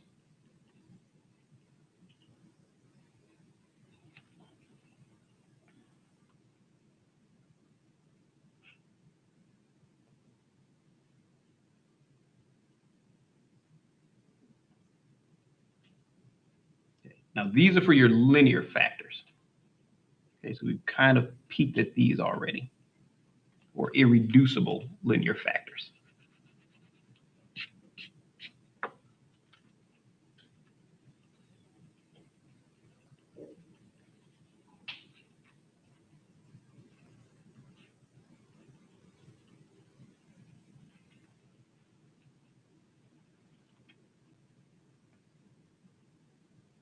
Okay. So we did this one with the x plus 1 squared, and so forth. So that's if they're linear. We're going to look at if they're not linear, which is a little bit different. Well, not a little bit, it's a lot of bit different. Okay, so if we let f of x equals p of x divided by q of x,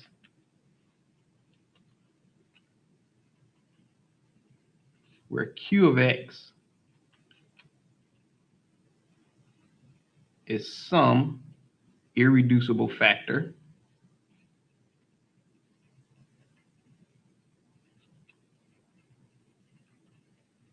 but in this case it's not linear. So it's in the form ax squared plus bx plus c to the power of some exponent n.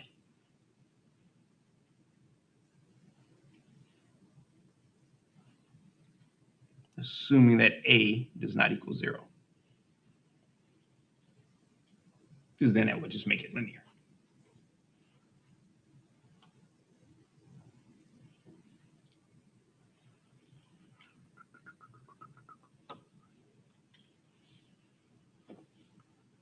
Okay, now that's the case.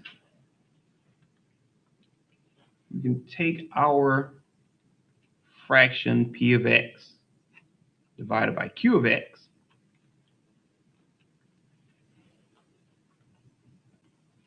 And that will equal some linear factor in the denominator, a sub 1 times x plus b number 1 divided by ax squared plus bx plus c plus a number 2 times x plus some b number 2. Oh, got to close that up. Ax squared plus bx plus c squared. And it keeps on going in that particular pattern till you reach some finite number of terms. So a sub n times x plus b sub n divided by ax squared plus bx plus c to the nth power.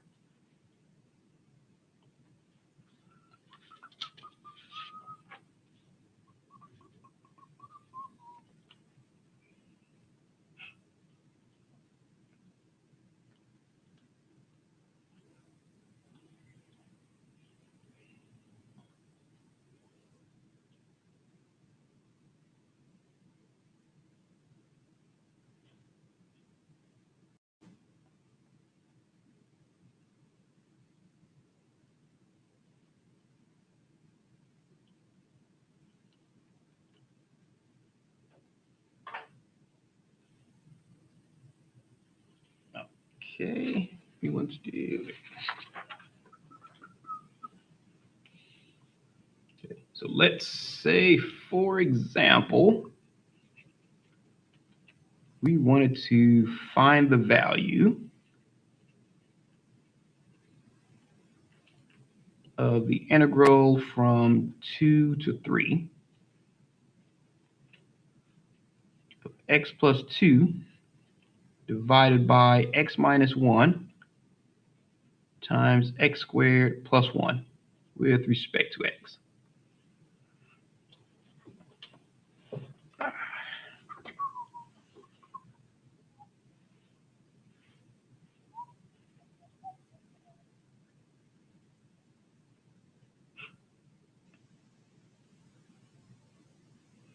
Okay. So again, first thing we do is we look at our denominators. So x minus 1 times x squared plus 1.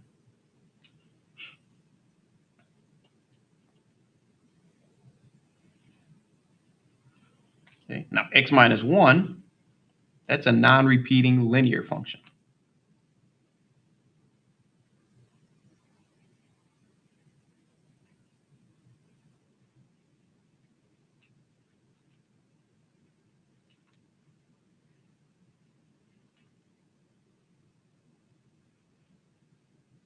Now that x squared plus 1, that's a non-repeating, non-linear function.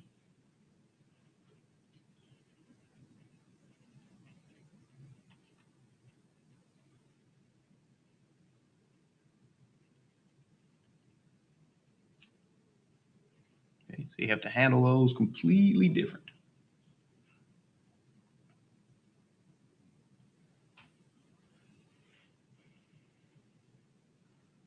Okay, that non-repeating linear function, remember you have to rewrite that as some linear function ax plus b divided by that x squared plus 1.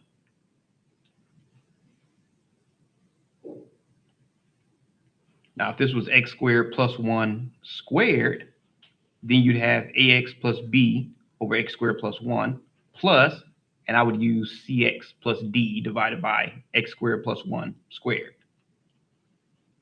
But it's only to the first power, so you only need that one linear term. And draw a little arrow here. Plus, you have that non-repeating linear. That's just c over that non-repeating linear.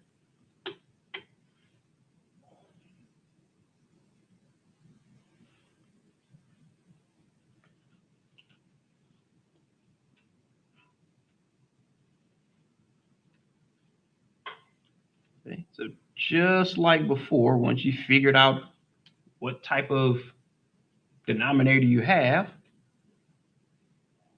you just have to get your common denominators.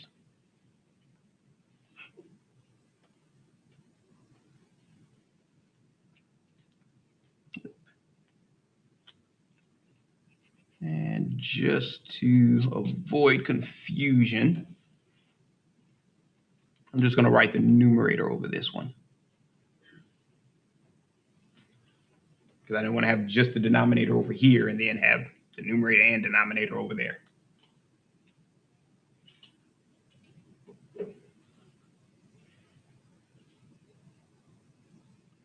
Okay, so to get our common denominators, we know that we would have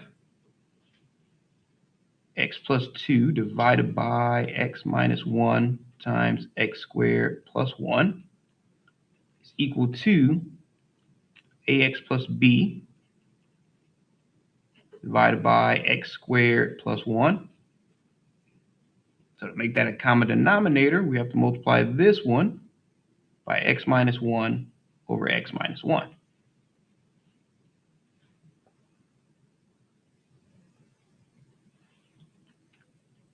Plus c times x minus 1. To get that common denominator, we have to multiply this one by x squared plus 1 over x squared plus 1.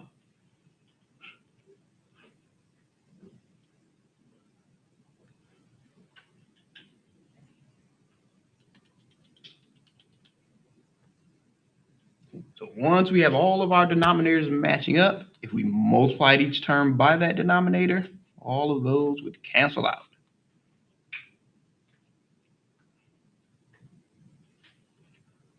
So that would leave us with x plus 2 is equal to ax plus b times x minus 1 plus c times x squared plus 1.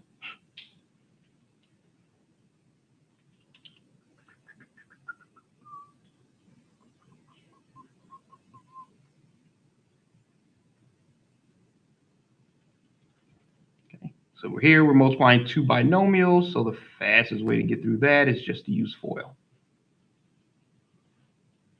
Now with this one, you can just distribute the c to get rid of those parentheses.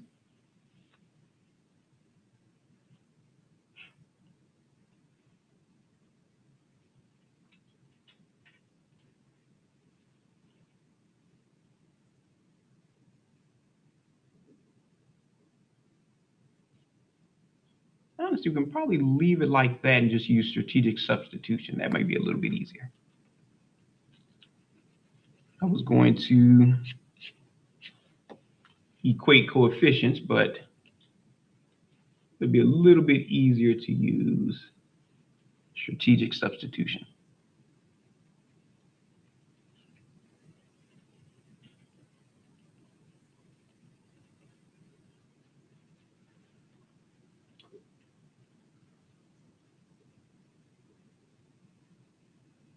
Okay, so x minus 1 equals 0 means we have to let x equal 1.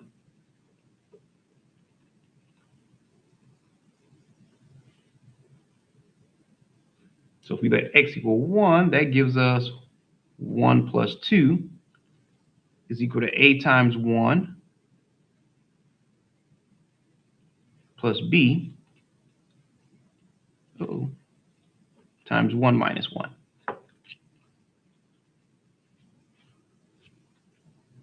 Plus c times 1 squared plus 1.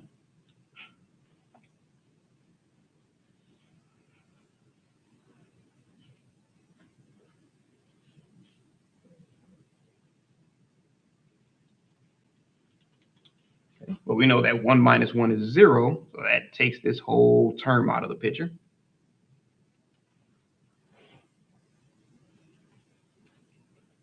So that 2 plus 1 is 3. So 3 is equal to 1 squared plus 1 is just 2. So that's 2 times c. So if we divide both sides by 2, that gives us c is equal to 3 divided by 2.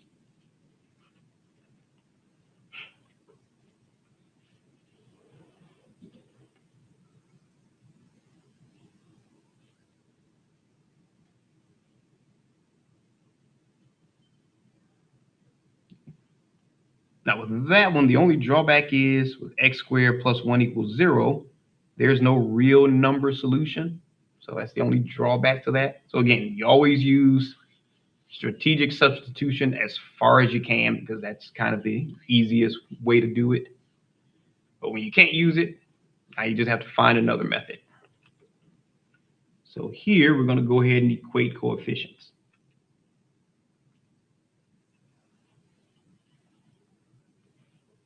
Okay, so we can go ahead and use the FOIL method here. We just had to wait a step to do it.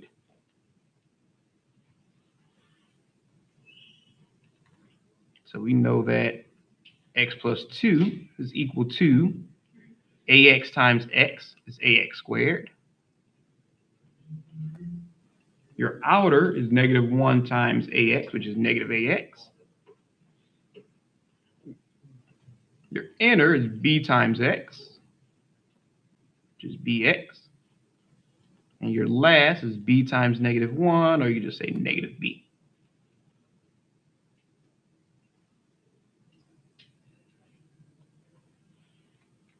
So if we have c times x squared, so that's cx squared plus c.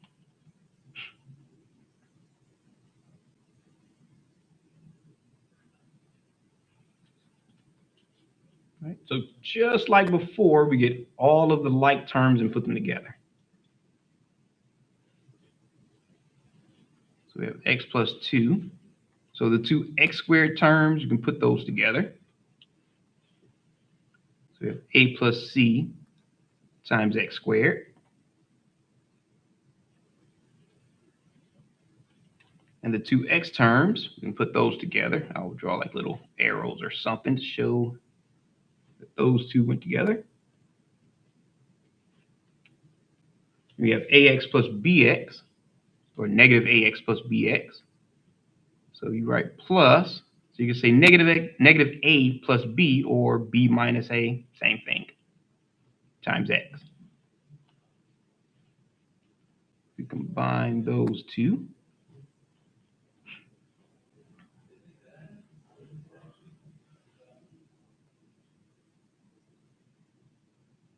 And the last two terms are just lone constants.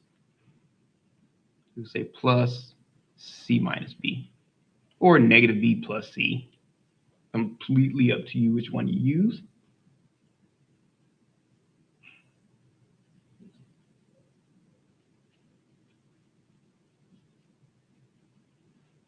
Okay, now we have an x term, so we're good there. We have a constant term, so we're good there. We don't have an x squared term, so we already know what we have to do for that one. We have to create one without changing the value. So 0x squared plus x. Make that a little bit clearer. So 0x squared plus x plus 2. Because we have to be able to match up each of those coefficients.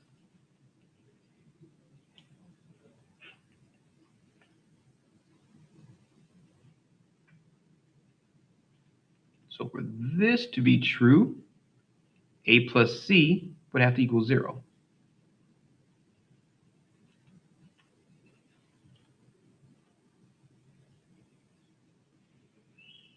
And for this to be true, we know that b minus a has to equal 1 to match the coefficient of x.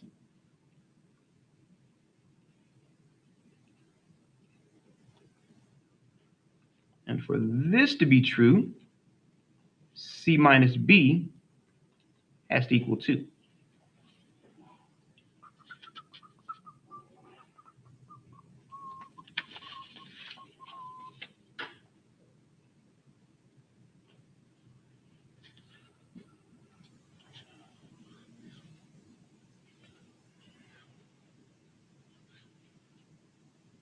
Okay, but we already know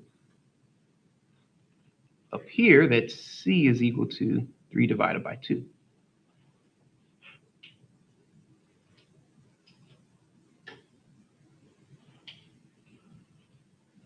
So again, you could start on the right side, start on the left side, it doesn't matter. I just usually go left to right, strictly for no other reason but pure habit. So a plus c is equal to 0. That means a plus 3 divided by 2 is equal to 0. Which means a would have to equal negative 3 over 2.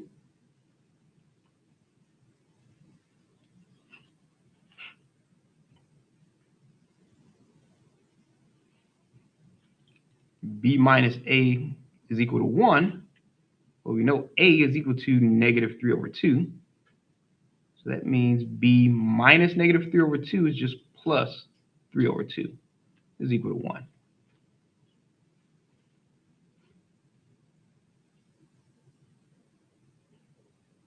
So if we subtract 3 over 2 from both sides, we know that b is equal to 1 minus 3 over 2. So if we have 2 over 2 minus 3 over 2, that's just negative 1/2. So b is equal to negative 1/2.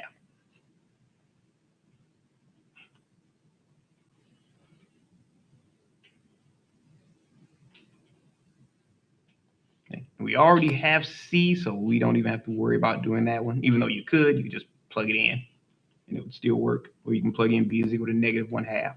You'd still get 3 over 2.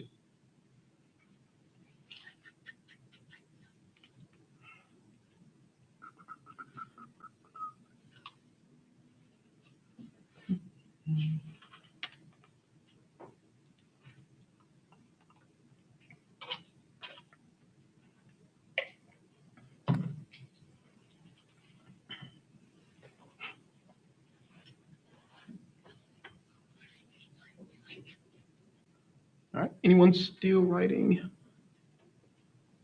Okay.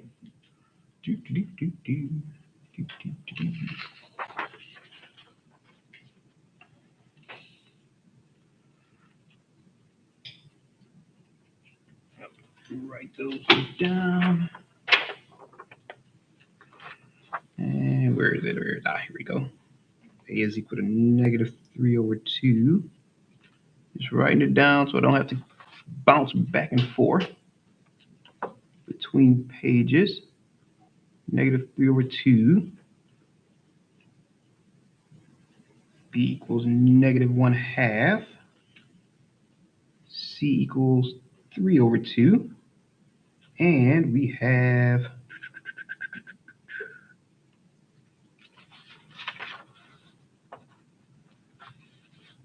where is it? Here we go. X plus 2 over x minus 1 times x squared plus 1 is equal to ax plus b divided by x squared plus 1 plus c divided by x minus 1. Yep, just wrote that so I would have it all available.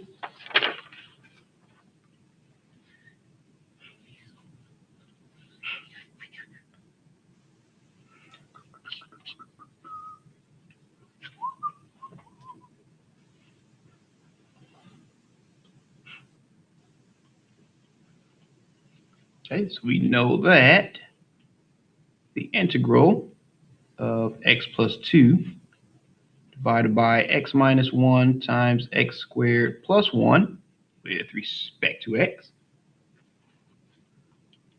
And that's from 2 to 3.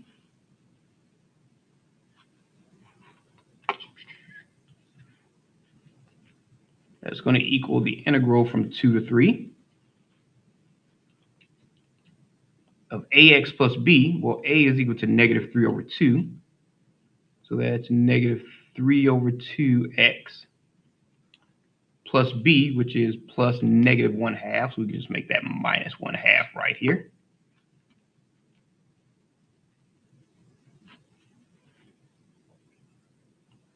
Divided by x squared plus 1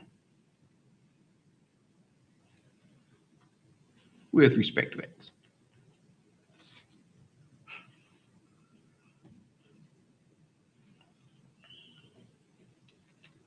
And plus c divided by x minus 1, well, c is 3 over 2. We just make that 3 over 2 times 1 over x minus 1.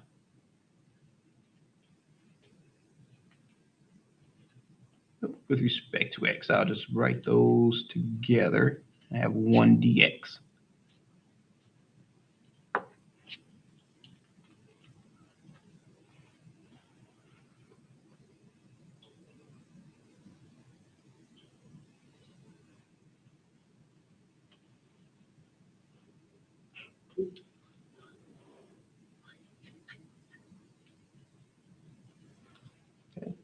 So with this one, we can actually split these up into two separate integrals.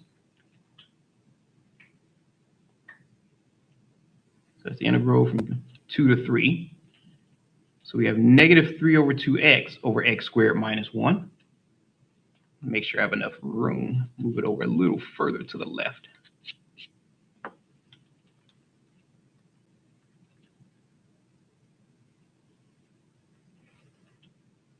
So negative 3 over 2x over x squared plus 1 minus 1/2 over x squared plus 1. So all we did was split those two up.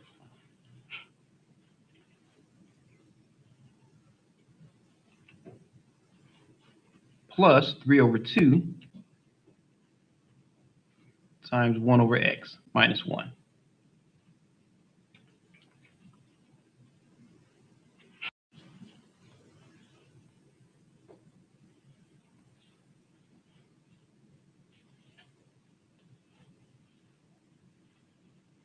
Okay, so we can get that negative 3 over 2, factor that to the front.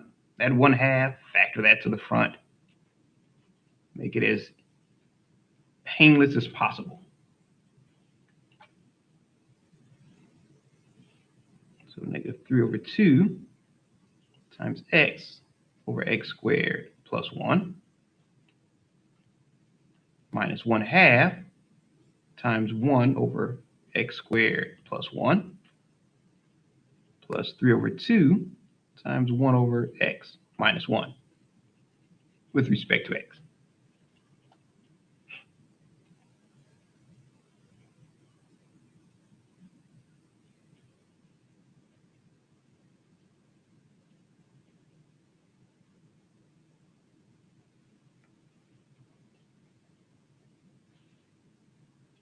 Now for the first term, we can see here that if we made u equal our x squared plus 1, then du would have to be 2x. Then we'd have the integral of du over u. So from 2 to 3, negative 3 over 2, we're going to make this 2x.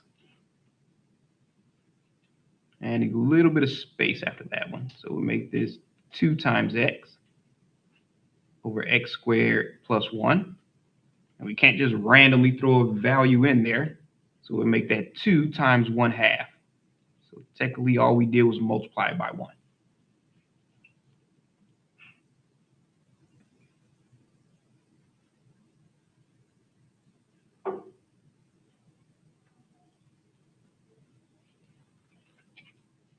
Okay, minus 1/2 times 1 over x squared plus 1 plus 3 over 2 times 1 over x minus 1. Okay, so now all of those terms are ready to be integrated.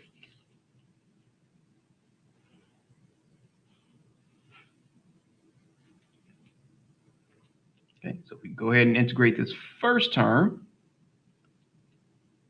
that gives us negative 3 over 2 times 1/2, which is negative 3 over 4, times the integral of du over u, which is the natural log of u. So that's the natural log of x squared plus 1.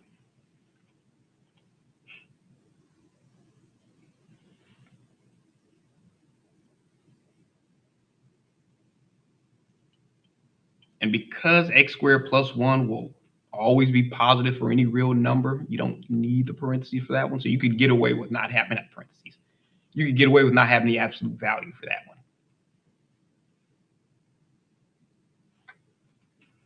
Okay, minus 1/2, and the integral of 1 over x squared. If you rewrite that as 1 over x squared plus 1 squared, you just have your tangent inverse.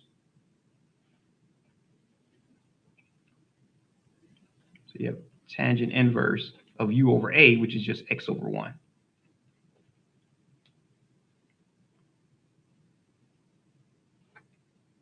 Okay, so we integrated that term. Plus 3 over 2 times the integral of 1 over x minus 1 is just the natural log of x minus 1.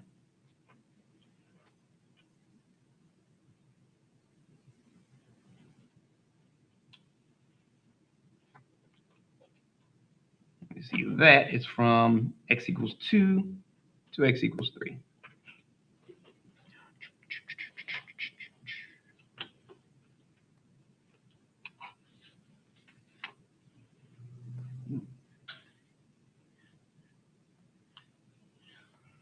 Okay, so now we just have to apply the fundamental theorem. And try to squeeze that over as much as possible. So if we plug in our upper bound or upper limit, we have negative 3 over 4 times the natural log of 3 squared plus 1, which is the 9 plus 1, which is 10. You have the natural log of 10 minus 1/2 times the tangent inverse of 3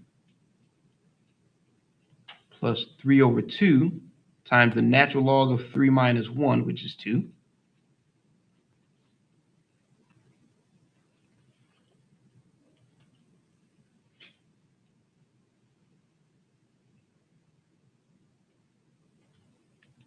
And that's minus, now we can go ahead and plug in our lower bound. So negative 3 over 4 times the natural log of 2 squared plus 1. So you have 4 plus 1, which is 5. Minus 1/2 tangent inverse of 2. Did not make it all the way. Came really close though. Plus 3 over 2 times the natural log of 2 minus 1, which is 1.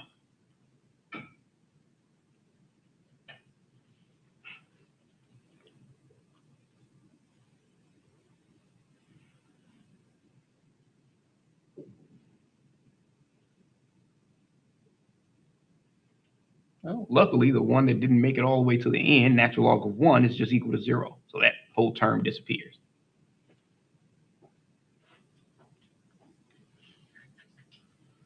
Okay, so if we simplify this, we get negative 3 over 4 times the natural log of 10 minus 1/2 times the tangent inverse of 3 plus 3 over 2, make that a little clearer, times the natural log of 2. And if we distribute that negative, we get plus 3 over 4 times the natural log of 5 plus tangent inverse of tangent inverse of 2. 1/2 tangent inverse of 2.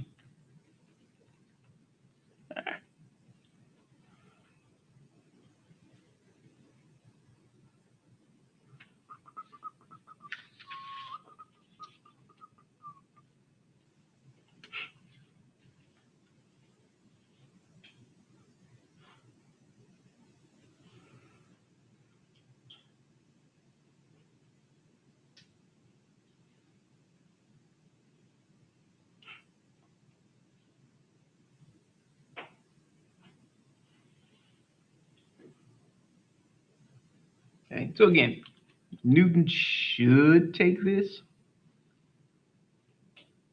It's not in its completely simplified form, but I don't think they should be that technical about it.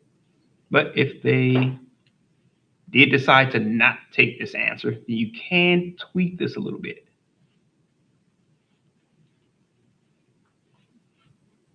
Okay, these two natural log functions, you can factor out a 3/4.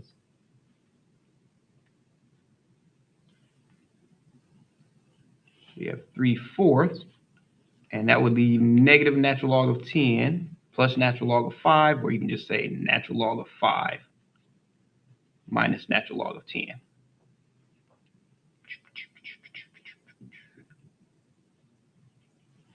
And you could actually combine these two also and factor out a 1/2.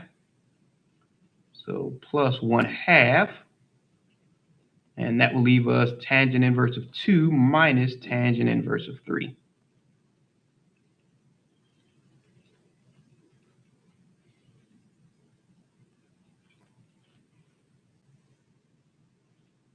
And the only one left is the 3/2 natural log of 2. And natural log of 2. There we go. Okay, so either one of those should work. Like I said, I can't pretend I know how Newton is programmed, so I can't guarantee you what answers they will accept, because like I said, they kind of update it every couple of months. So okay. Or if you plug that into your calculator, you'd have 0.4489.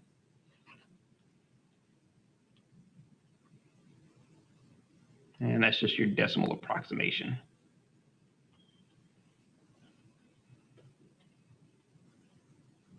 But if they want the decimal approximation, I probably would have plugged it in right from up here, or this one right there. So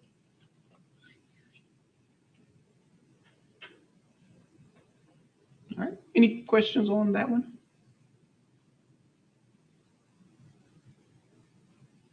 All right.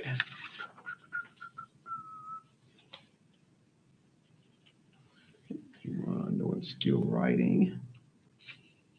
Oh.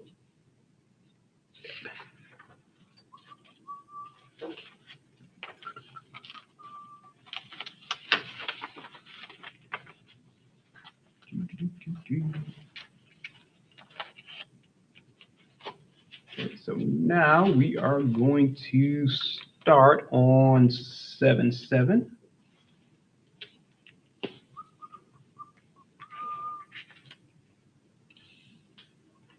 Get a little more paper.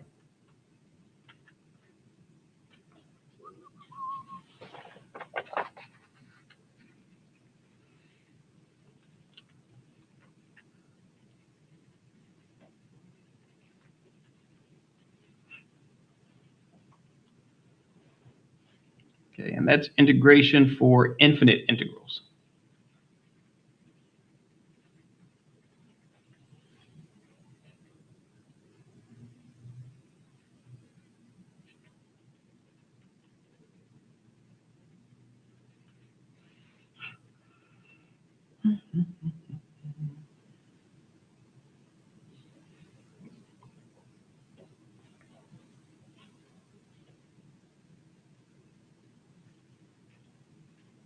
Okay. So let's say if you have a function that is decreasing.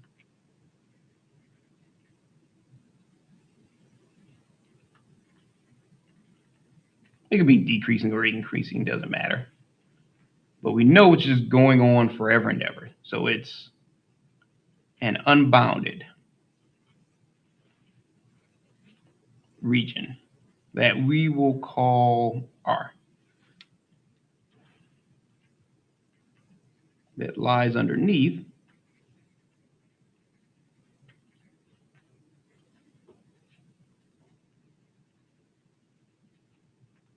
the curve of a decreasing function.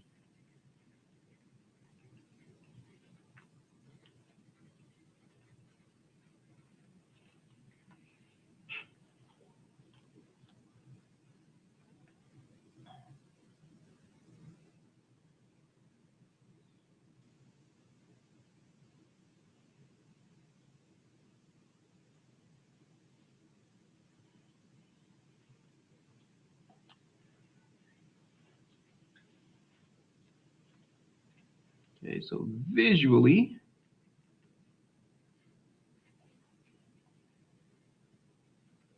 let's say if we pick f of x equals 1 over x squared. And it could be any function. We just pick that one. Okay, and that function kind of looks like that, give or take. And it just keeps getting closer and closer and closer, but never actually equaling 0. It just keeps getting smaller and smaller. And we make that a little bit longer.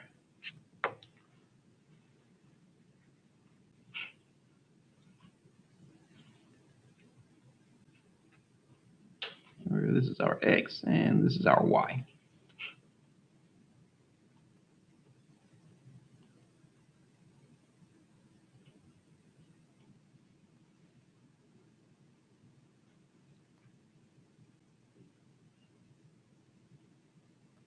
Okay, so let's say you wanted to find the area of the region from 1 all the way to some really gigantic value. Let's say we'll call that value t. So we want to find the region or the area of this region.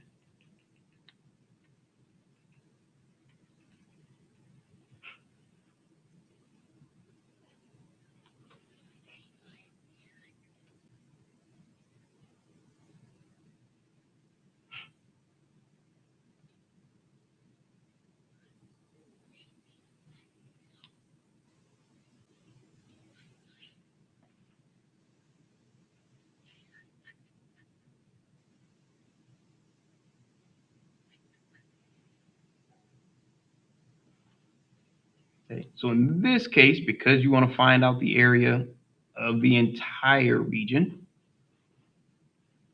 if you wanted to, you can replace t with 1 million. I'll just write the word 1 million.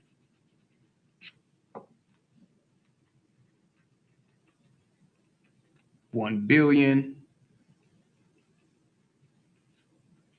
And you kind of get the idea. You can just keep moving t.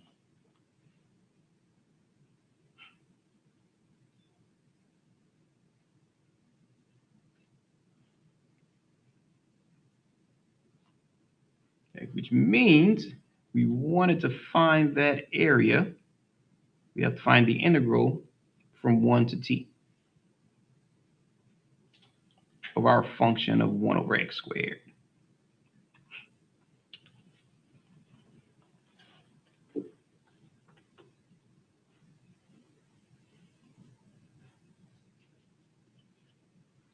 Okay, so if we integrate that, that's just negative 1 over x from x equals 1 to x equals t.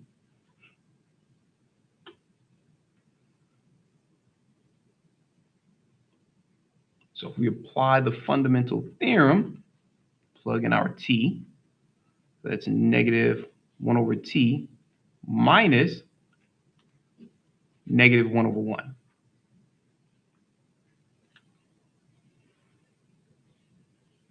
Which is just negative t plus 1, or you can just say 1 minus 1 over t. Did I say negative t? I meant negative 1 over t.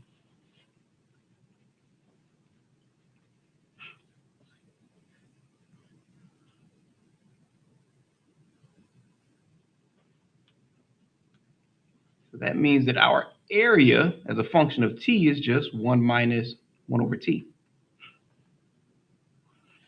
Excuse me.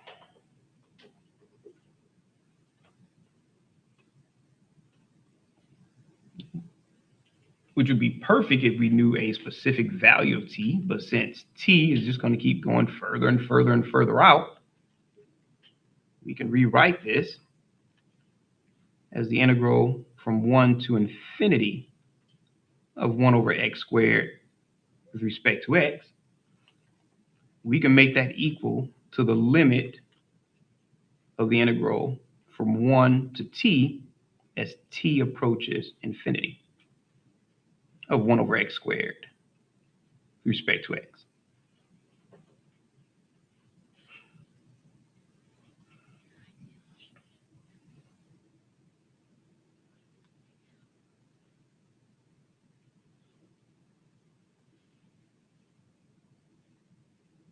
Okay, so this idea kind of gives us our infinite limit definition.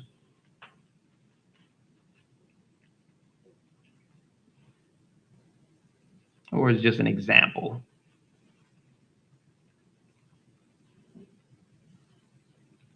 Oops. Get a new pencil lead. There we go. Of the definition.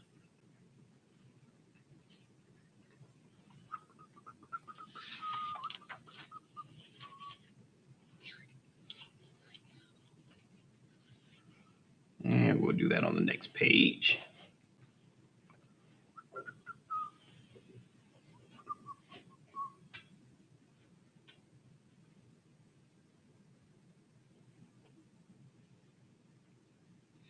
All right, anyone still writing? Okay. Oops.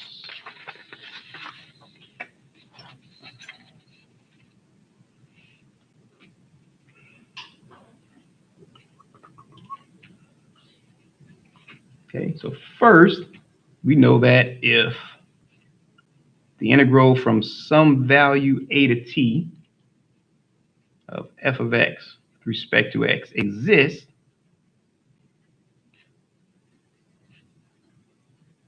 for every real number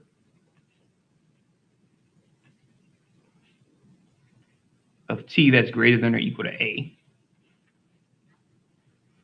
then we know that the integral from a to infinity of f of x is equal to the limit as t approaches infinity of the integral from a to t of f of x.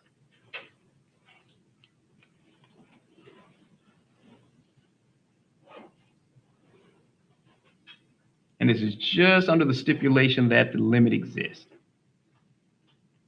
So this is providing the limit exists.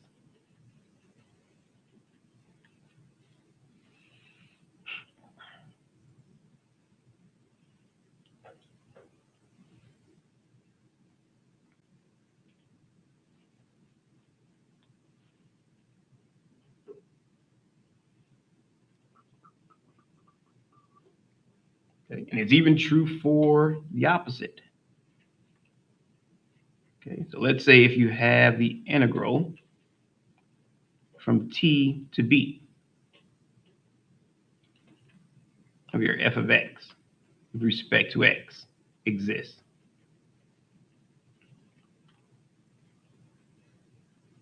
For every real number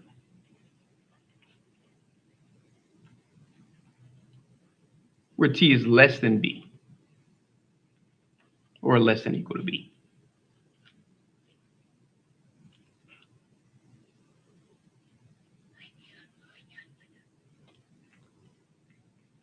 Okay, now, if that's the case, then we know that the integral from negative infinity to b of f of x with respect to x is equal to the limit as t approaches negative infinity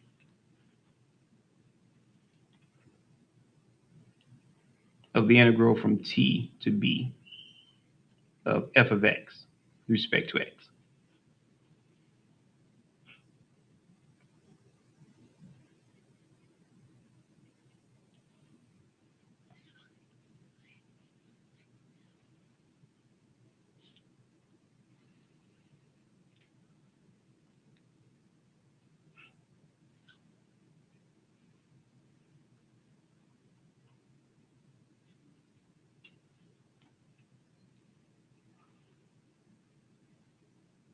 Okay, now the third one just states that if the integral from a to infinity f of x with respect to x and the integral from negative infinity to a, and make that a look a little less like a 9. There we go. Of f of x with respect to x are both convergent,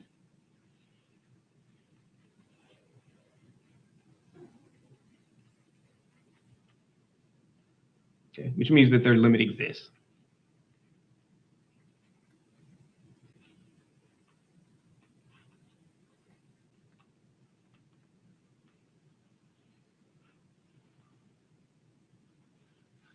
And we know that if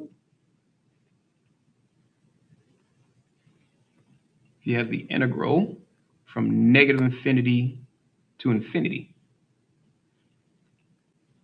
of f of x with respect to x, that just equals to the limit from negative infinity to a of f of x plus the integral from a to infinity of f of x with respect to x.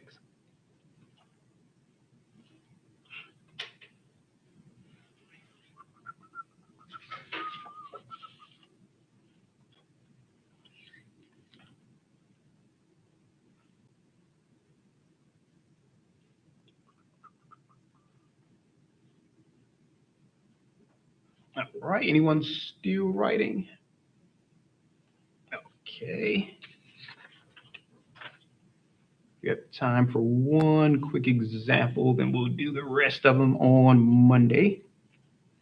Okay, so let's say, for example, if we wanted to evaluate the integral from 1 to infinity of 1 over x with respect to x.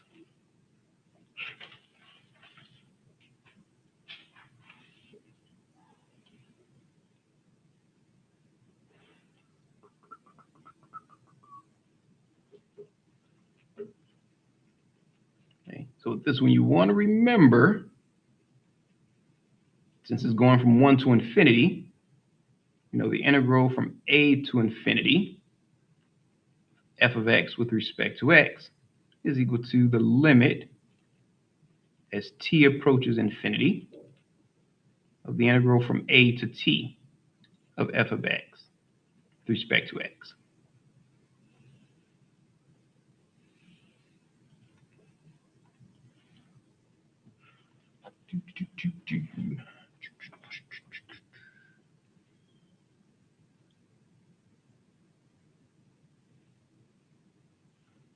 So that means we can take this integral from 1 to infinity of 1 over x with respect to x,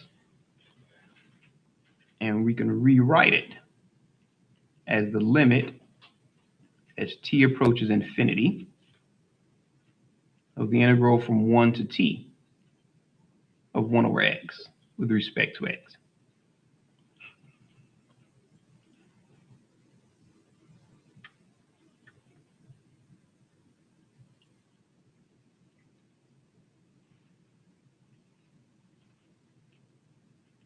Well, the integral of 1 over x is just the natural log of x. So that's the limit as t approaches infinity of the natural log of x from t equals 1, not t equals 1, x equals 1 to x equals t.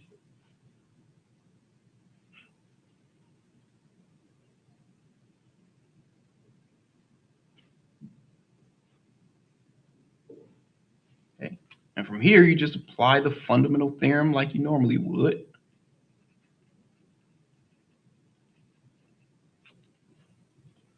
We plug in our upper limit or upper bound, the limit as t approaches infinity. So that's the natural log of t minus the natural log of 1.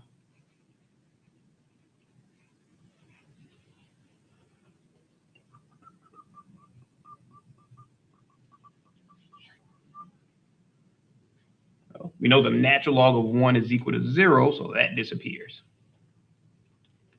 So that's just equal to the limit as t approaches infinity of the natural log of t.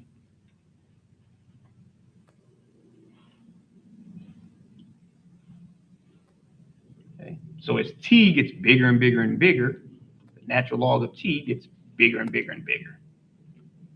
So it actually just equals infinity.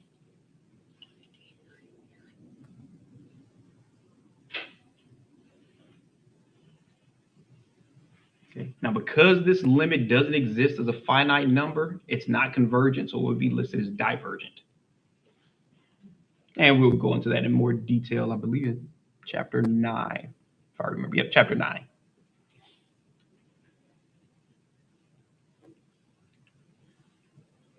Since the limit does not exist,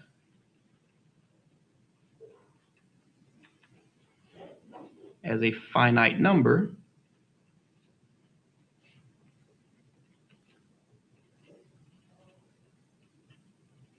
then the integral is divergent.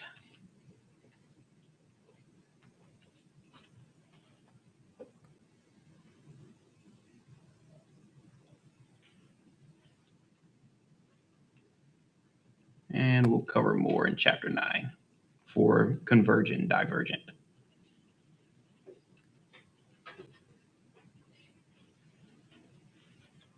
This is just kind of a quick introduction. All right, so we will go ahead and stop there.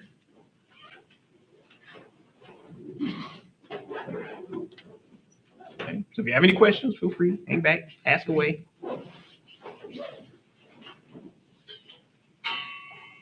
Want to run out of here screaming, I understand. All right, you too.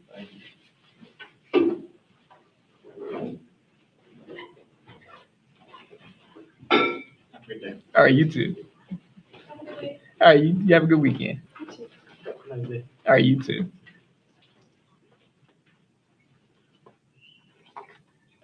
All right.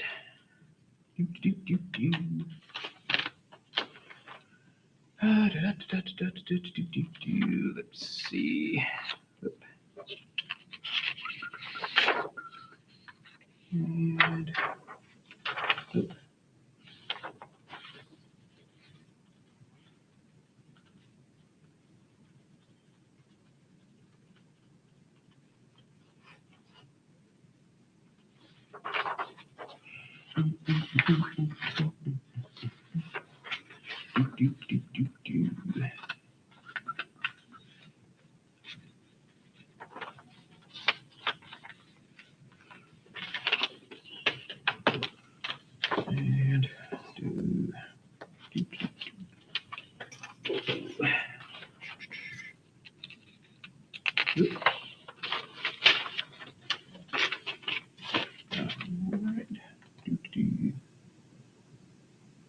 all right, Muhammad, you have a good day too. Oh, look like I just missed you.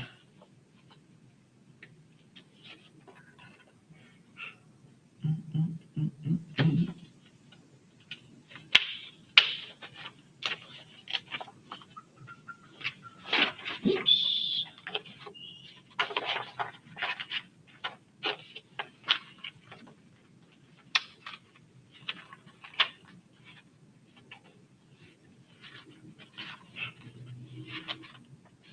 Oops. And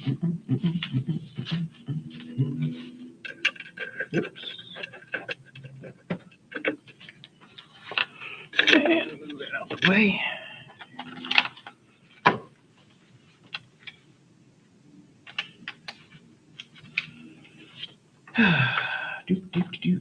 Close this up.